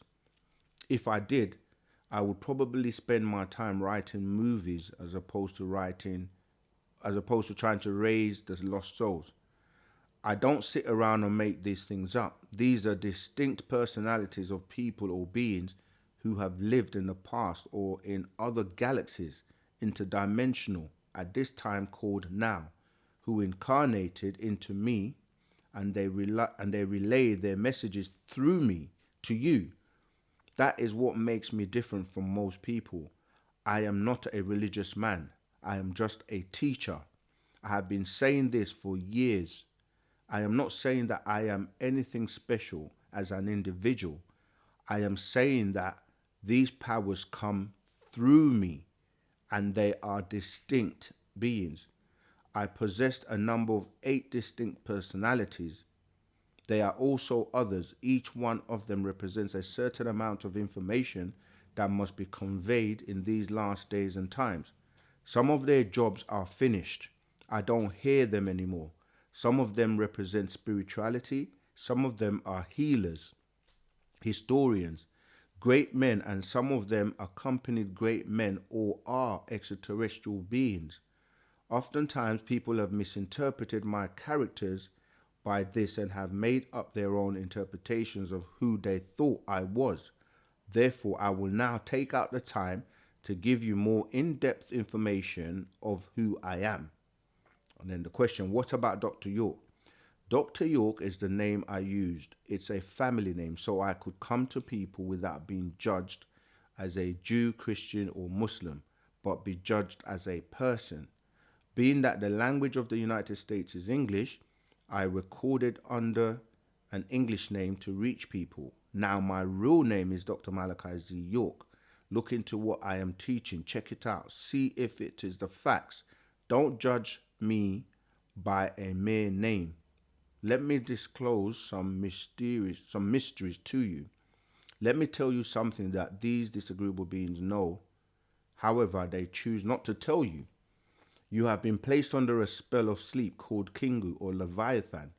This evil hypnotic spell cast upon you, the Adamites, those of the ground or earthling who became Enochites, mortal beings, people, seeds of Enlil, known as Nunamnir, son of Anu, who's known as Elilo or Allah, and Atum, Alat, his wife, right?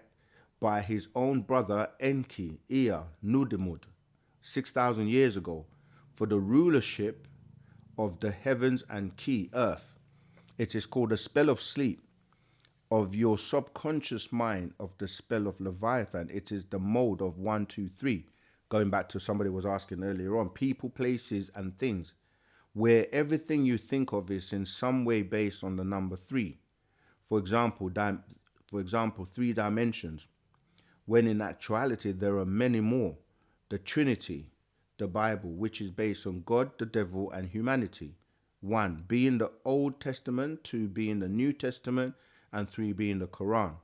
And a lifestyle concept of a home, a job, and money in the bank. The spell was cast upon the spell was cast with the help of a reptilian or a demon man of the Luciferians named Enzu, also known as Shakar and Tarnush, by Ishtar and Enki, Nudimud, who was able to cast a spell on the descendants of Enlil, Nunamnir, and his half-sister Ninti. However, Zuen and his race of Natas, right, when you spell Natas backwards, is Satan, betrayed Enki and also cast a spell on his descendants, the Yahwehans or Jehovans. And you are from both brothers and are the children of Zakar, Adam, and Nakeba, Hawa, Eve. Then the Adamites were cut off from their 4 higher senses. This is going into the barythry gland now. These 4 higher senses were 1, telepathy, 2, clairvoyance, 3, intuition, and 4, psychometry. These higher senses are what connected you or enabled you to communicate to the various, he says Elohim here, but we know like the extraterrestrials, before you were able to communicate with more than one. Now, only one Elohim or Anunaki has been assigned to you. This is Tammuz, who was once disagreeable and converted to agreeable, was assigned to oversee you as your Yahweh, or he who is, or Adonai, master, or Elo of the Elohim for 6,000 years. So he says, can you explain these higher senses? Yes, one of the 4 higher senses is telepathy. It is the ability to communicate messages from the mind without using verbal speech. Clairvoyance is the ability to see clear, know what is going on in another place or another room without seeing the event or events with the 2 physical eyes. Intuition is the ability to know what is about to happen before it happens, or a second awareness about something that gives you guidance. This is perception. Psychometry is the ability to be able to tell something about a person by holding an object that belonged to that person. Right, this is the question that goes into the barythry gland. How did we lose these 4 higher senses? The great scientist Nagal, Ninti, daughter of Anu, Erishkigal, wife of Nagal, Genesis 1:21, opened a part of your brain and removed a gland known as the barythry gland, which was not originally called barythry gland, but called that because of the word bara, which means beginning of a thing or to bring about to a new. It was removed from the hippocampus area, which is located in the cerebellum region of your brain. The barythry gland worked with the appendix and the tonsils. The removal of the barythry gland cut off your 4 higher senses: telepathy, clairvoyance, intuition, and psychometry. And then there's a diagram. The hippocampus, whose purpose is not well known to modern science, is the tissue which held the barythry gland when it was once inside the brain. Yanun, when did you come here? As answer, I, Yanun, came once on Tuesday 12th midnight 26th of June 1945 AD to see which human seed I would be planted in and to reinsert the barythry gland in the child. And it shows the diagram of the submental area of the lower chin, place where the gland was placed. And then it goes on to talking about the weather filled with an overcast of clouds and rain was a perfect cover for our mission. We did not reinsert his barythry gland in the hippocampus area of the brain this time, but in the lower part of the chin, referred to as the submental area, meaning the sub or lower, and mental, that which reacts with the mind. And then it goes on about, but that kind of gives you a flavor. This is why you hear so many people talk about the scroll Man from Planet Risk, because the date when that was written and to today, where this is still something being spoken about, it was so far ahead of his time.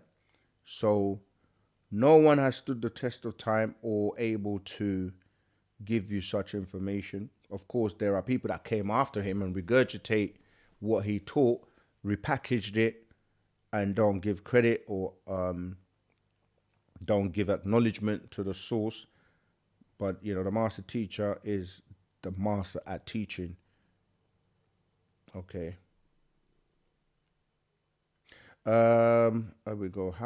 This is John Cotton. How does predestined and free will coexist?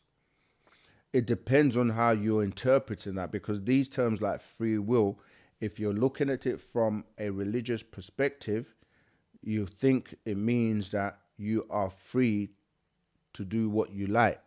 But then they contradict that in religion by saying that you can't choose certain things, because if you choose to go against the God of the Bible or the Quran, or you choose to say you don't want to believe in him, or you choose to not accept what he's saying, then you're punished and sent to hell, which means that it's not free because it has a consequence.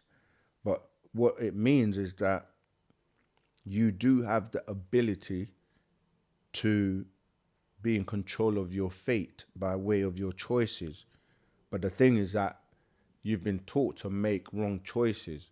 This is why in the scriptures, when it says, or in the Bible, when it says that when they ate of the tree of knowledge, they were able to know good from bad, or really agreeable from disagreeable, or they were now able to make decisions to not go in a particular direction. What would be the quickest and most effective way? You got one? This is from Jason Mason. Yeah. It says, funny how my question never gets answered. Okay. What's going on with Jupiter and the tons of plutonium supposedly taking it to a second sun? Plutonium, Jupiter, second sun. Again, it's not okay. It's not intentional in terms of people that don't get their question answered. It's just the way the questions come in, and sometimes it gets overshadowed by someone else.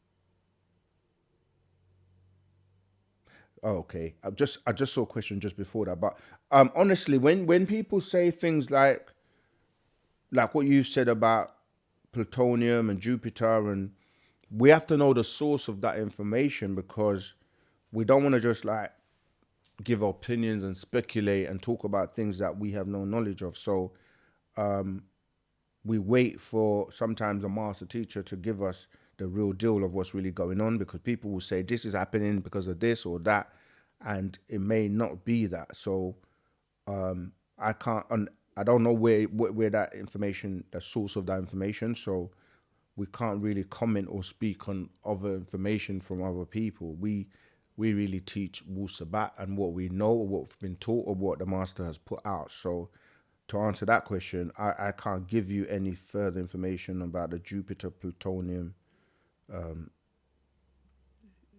issue that you're referring to. Okay, I'm back to where I was now. Hi, Saken. Is Malachi Ziyok the master teacher or a master teacher? Please explain. He's the master teacher, because you have many teachers or many people that profess to be masters, but a master teacher is the teacher of teachers. So if you used to line up all the people that claim to be master teachers, they won't be able to give you new information or teach you things you don't know.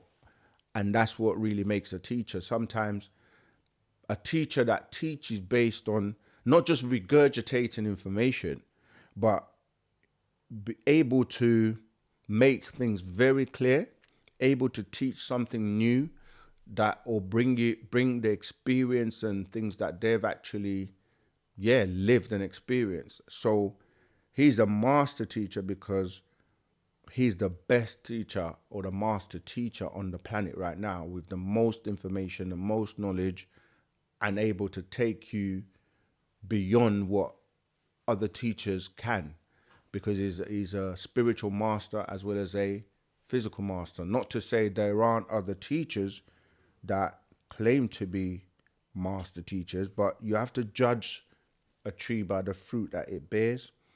And I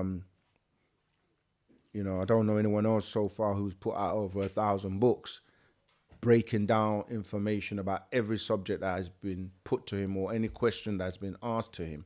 And then you have others who are great teachers and they teach, but they can't really take you beyond. Like, for example, no other teacher is giving you your language. As simple as that might sound or seem, it's like, okay, where are other teachers that have given you a language? And we can keep going on and on. And when I started to, and most people I speak to, when they start on their spiritual journey or when they're woke, it's like they will say, I used to listen to this person, I used to follow this person, but it got to a certain point, they couldn't take me any further. So, for example, a lot of people will teach about Egypt. There's so many books. Everybody wants to teach on Egypt because, you know, like the pyramids and certain things that the Egyptians did or have done, people are still mystified or still trying to figure out how were they so smart? How did they do this? But they don't then give you a whole community or built pyramids and live the culture and break down all the secrets of Egypt and give you information that nobody has. So they don't even represent Egypt in their attire they wear, or do you know what I mean? So it's like, it's easy to fake the funk. It's easy to come across and, you know, be like, I'm the guy, but then get put on the you know, let people scrutinize you, let people ask you questions, let people see, like what we do here when we came on the scene saying, ask us anything, and what we do, and based on the feedback and what people say to us, it's like we're just student teachers of the master teacher. And so what I'm basically saying is, like, not many people will put themselves up to be on the firing line. This is not scripted. Today is the only time we haven't had live calls, right? But we're still getting live questions in the chat. And when you listen to the ones where we get live calls, there's no way we can pre-plan or know who's going to call in or what questions they're going to come and ask us. But yet we're able to answer the questions. And if we don't know, we will say we don't know. You know, what you see is what you get. We don't, you know, fake it and pretend, and like, if we don't know, we don't know, but we know a man who does know, and we will get the questions to him. And that's another thing. If you have questions, he's open, like, you know, you can go on the United Sabians Worldwide website and ask him a question. Or you can leave questions in the comments, or you can actually leave comments of how Wu-Sabat has changed your life, you know. And I'm just saying, I'm just one of millions of student teachers, and you will probably become a student teacher yourself, because once you realize, after you're being a doubting Thomas or being someone that is skeptical, someone that scrutinizes everything, and compare it to anybody else out there, like, ask those people to put themselves up to be questioned. Our brother, what's his name? Bill Carson. If only he had this book, if he only had this book, this would have really helped him out. And so I'm saying that to say that it's about giving reverence and respect where respect is due. And yeah, the master teacher, there's none other like him. If you think there is, please let us know who that is. Point us in the direction so we can actually, because people do that. I'm listening to this guy, I follow this guy does this, and, you know, we go and check them out because we want to know, like, and, you know, we kind of break them down quite easily. We're able to decipher, and, you know, it's like a person who is a Muslim, they're gonna be limited because everything they're gonna quote and tell you is from the Quran, until you start to go, okay, let's dissect the Quran, the language, the surahs, how they were put together. You know, is it the same Arabic that we have today that was then? Is there an original Quran? And just because it says that in this book doesn't mean it's true. But you're limited. It's the same with a Christian who will just quote the Bible all the time. And then within the Christendom, you have the new ones who say they are, you know, following Jesus Christ.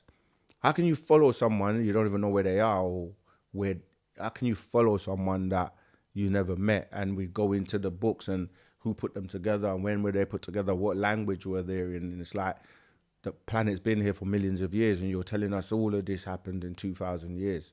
No. So we do the same with, and you keep walking backwards, the Old Testament is the same, like Hebrew, like we break down Hebrew, who's Abraham, where did he come from?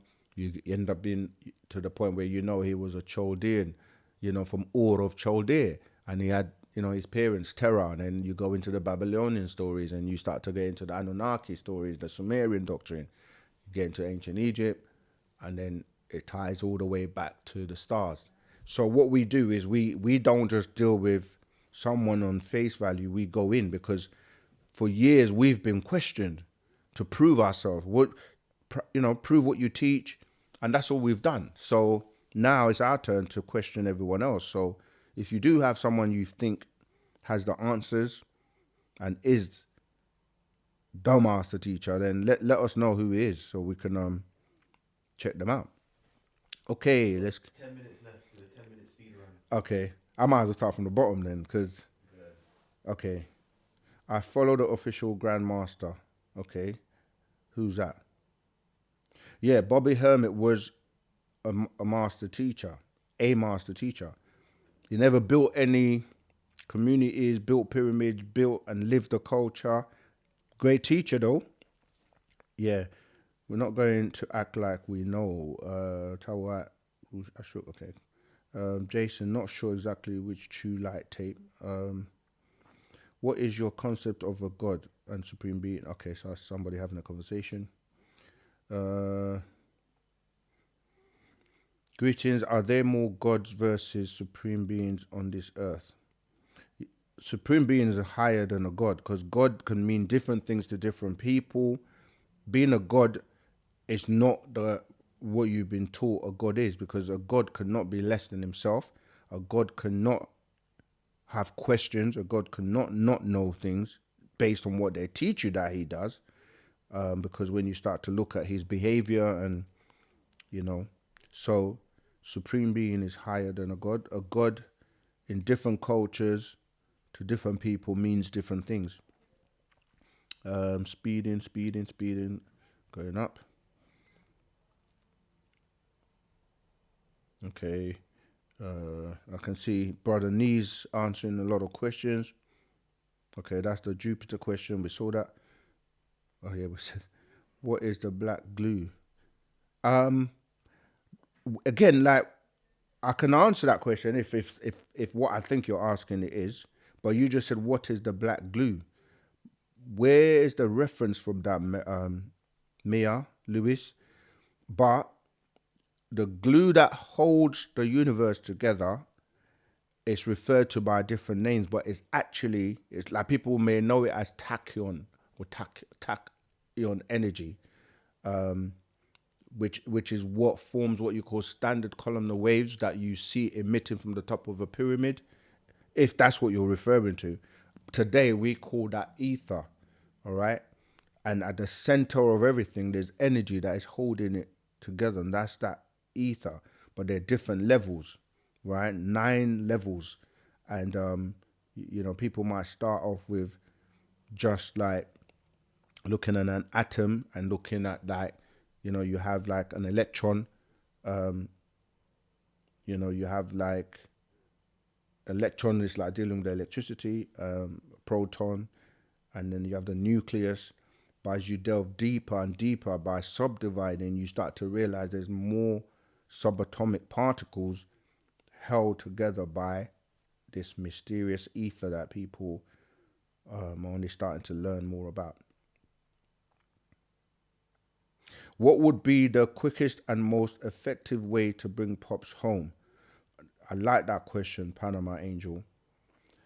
The most efficient and quickest is if everyone that learns or knows about Pops does whatever they can to reach the world. Let us shout, scream it out, make sure people know who Pops is. So for example, we're just one channel teaching. When you have all the people that are here or even that are in the Telegram group, if everyone was spreading it, the world is not as big as we think it is. Like with social media and these devices, people can reach people. You got one YouTube channel of people that are reaching millions of people or have millions of subscribers. So we gotta, make everybody know, like, just like anyone else who has gone through some kind of injustice. Like, even if you look at when Mandela was incarcerated, it was the world, those people. And when we say the world, we're not just talking about a particular race. Everyone that knew that this was an injustice.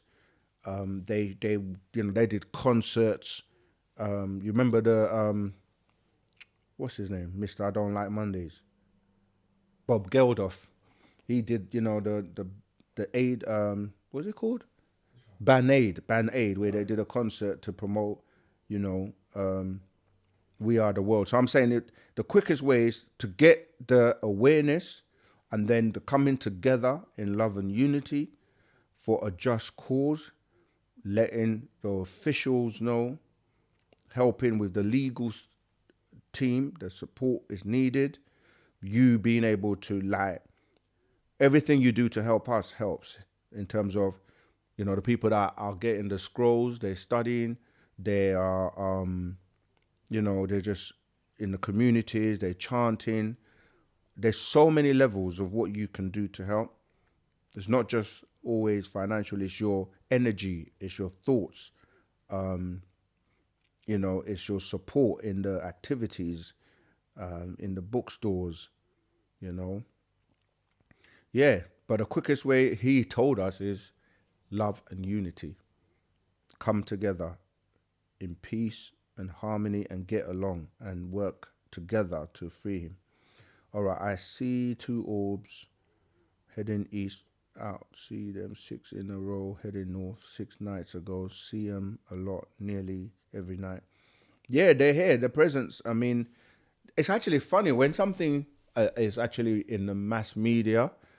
It's like there's a buzz and then it kind of goes quiet. And people think that because it's not being shown on the news anymore, that it's gone away. And we can go back and look at things like, when AIDS was rampant, or mad cow's disease, or what do they call it, the chicken flu. Was it chicken flu? Bird flu, that's it. There's so many things that come and then all of a sudden you don't hear about it anymore. Orbs in the skies, extraterrestrials, and then it just goes quiet. Doesn't mean it's still not going on. It's just that, the mass media might not choose to, push it. Because if you think about it, if it didn't get so rampant where people were like on their phones filming it, sharing it, talking to other people, if the news never said it, never mentioned it, most people wouldn't even know that it existed or took place. So we're saying, don't believe the hype and don't believe the mainstream are going to tell you exactly what's going on. With all the UAP, UFO stuff going on, what events can we expect to take place soon as far as spirituality and it's the UFOs connected to our soul or place in the universe? Yeah, because you have ancestors and different people that are in these, what you're calling UAPs or UFOs, that are coming back here to pick up their children or to share information and to teach. And not everybody will survive because, there are updates we received from the master like in 2007, 2005, after he had been incarcerated for a while, where he gave us information of what's going to take place up until the year 2030, 2031. So this is the time we're living in, and people are still asleep, and we're here to wake people up so that some people will survive and make it. Are the Elohim extraterrestrials or more like spiritual beings? What is the difference? What books would we recommend? Second question, are we living in a simulation? That question can be answered in many different levels. And yes, a simulation in the sense that what you see around you is an illusion, in the sense that it gives the illusion that things are solid, but really things are composed of smaller particles and things are vibrating and moving. Extraterrestrial just literally means something extra from outside the terrain into this terrestrial, from the celestial or outside the earth. But there are different types of beings. And everything is spiritual because everything vibrates and everything deals with being alive, means you're moving. And that's spirituality. But then there is another level to that, which is having a soul that helps you to have emotions and connections to other realms and other beings and other vibrations, especially Mother Nature or natural ether energy. Oh, okay. I can see, Brother Nia. We've run out of time. Oh, actually, I've caught up. So I've gone from the bottom back to where I was. Bottom. Before we end, can you just explain extraterrestrial? Because yesterday you said about the sun rays. So can you just explain what Okay. extraterrestrial means? And Okay. finish. Let me just answer this. Evening, Saken. I am Tumi from South Africa. I'm struggling to join the Telegram group. When I try to join, it says I should complete an OTP sent to me. All right, that's a one-time password. That's what OTPs. So go to your Telegram, look at messages from your Telegram, and they would have sent you a password. That's just verification. So the OTP stands for one-time password. So look if you received a message from Telegram, and you may have to put a code into Telegram to then give you access. But we can help you troubleshoot that in the Telegram group. All right. Okay, so you want me to explain extraterrestrials? All right. So English is built up, or any language for that matter. You have building blocks to a vocabulary. So, when you're using words, you have to first learn the alphabet. The alphabet put together gives you words. And the words in English can be made up of different words. So, like a word like understand, you can see clearly that there's a word called under, and there's another word called stand that's put together to say understand. When you start looking at English words, you will see this clearly, where some words are like two words or three words, or one word going in one direction and another word going in the other direction. And so, people, and some words can spell the same words going in different directions. They call this like anagrams, right? So when we're saying extra terrestrial, we have to understand that you break that into different words. Extra is one of the words. And what does extra means? It means in addition to, or adding something to, extra. Yeah. Can I have some extra food, please? Or extra whatever, extra, right? So addition to. The word terrestrial deals with the origin of that word comes from the word terra, because this planet was at one point referred to or called Terra. So extraterrestrial is also dealing with the terrain or the land or the land mass of the planet. And then you have celestial, which deals with outside of the planet. So when you say extraterrestrial or anything extra to the terrain or anything extra to the planet Terra, you're saying anything that comes from outside the planet is an extraterrestrial, because it's coming from the celestial. And if a meteorite comes from outside in, it's an extraterrestrial.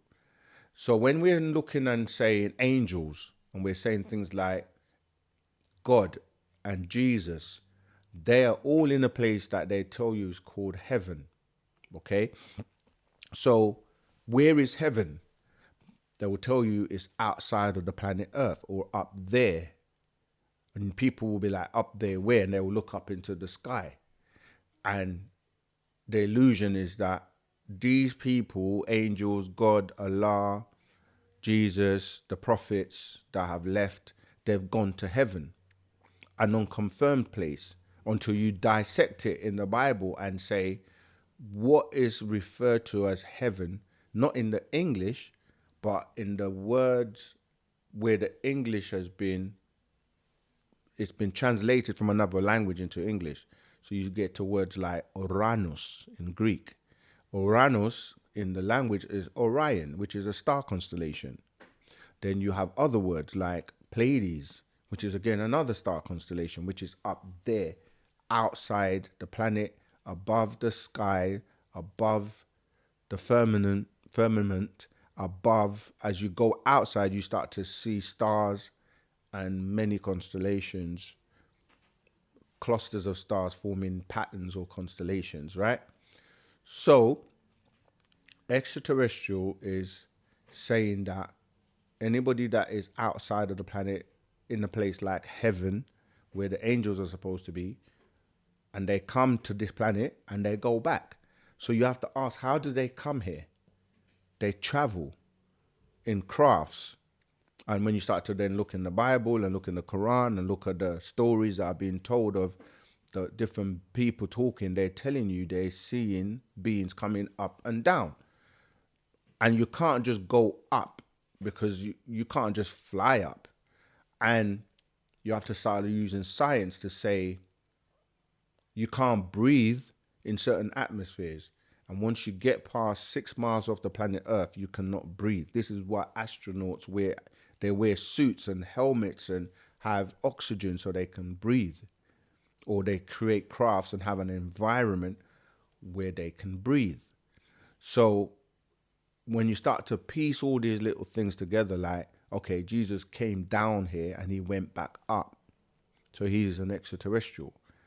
And God is an extraterrestrial because he's somewhere called heaven, sitting down on a throne where you can't just be on a throne is like a chair, right? You can't just sit on a chair floating in air, in space.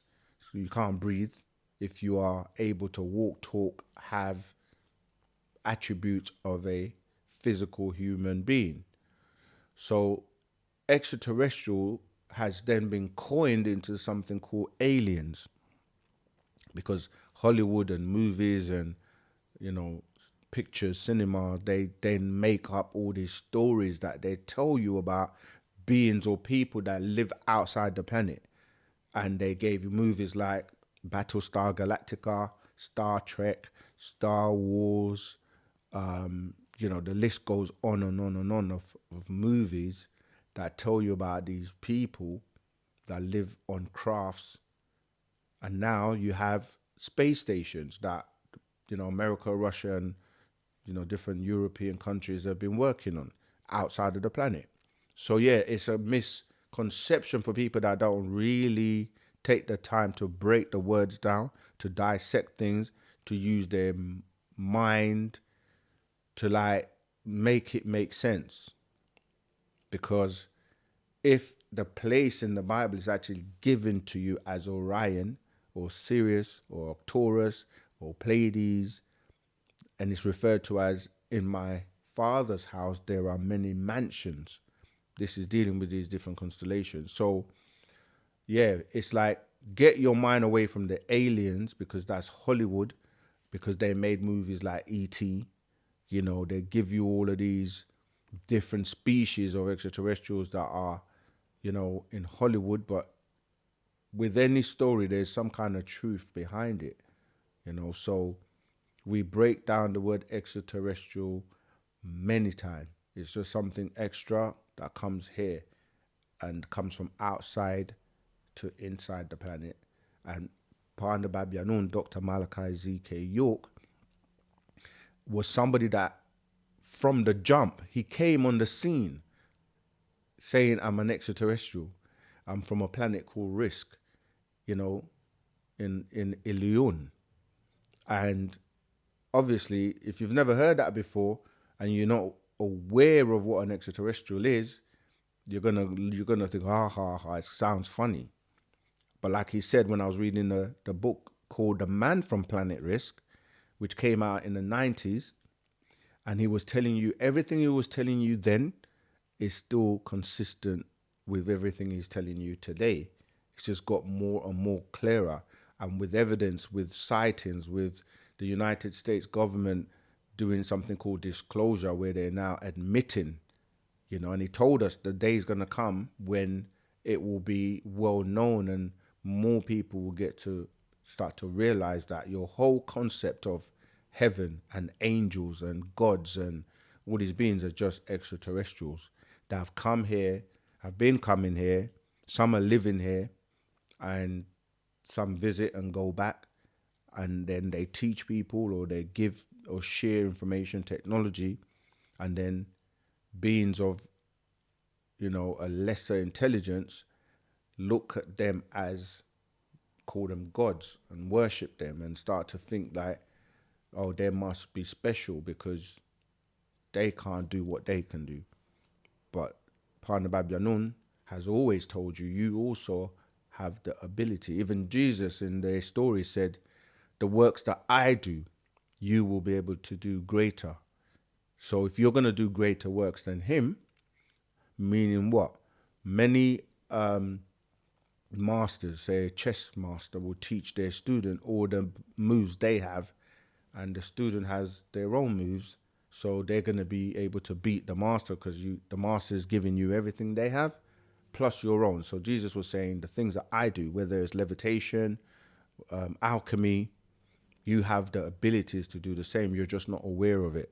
And the master teacher came on the scene saying, I am going to teach you because you're like me, you're supreme being, and I'm able to teach you to awake your latent powers.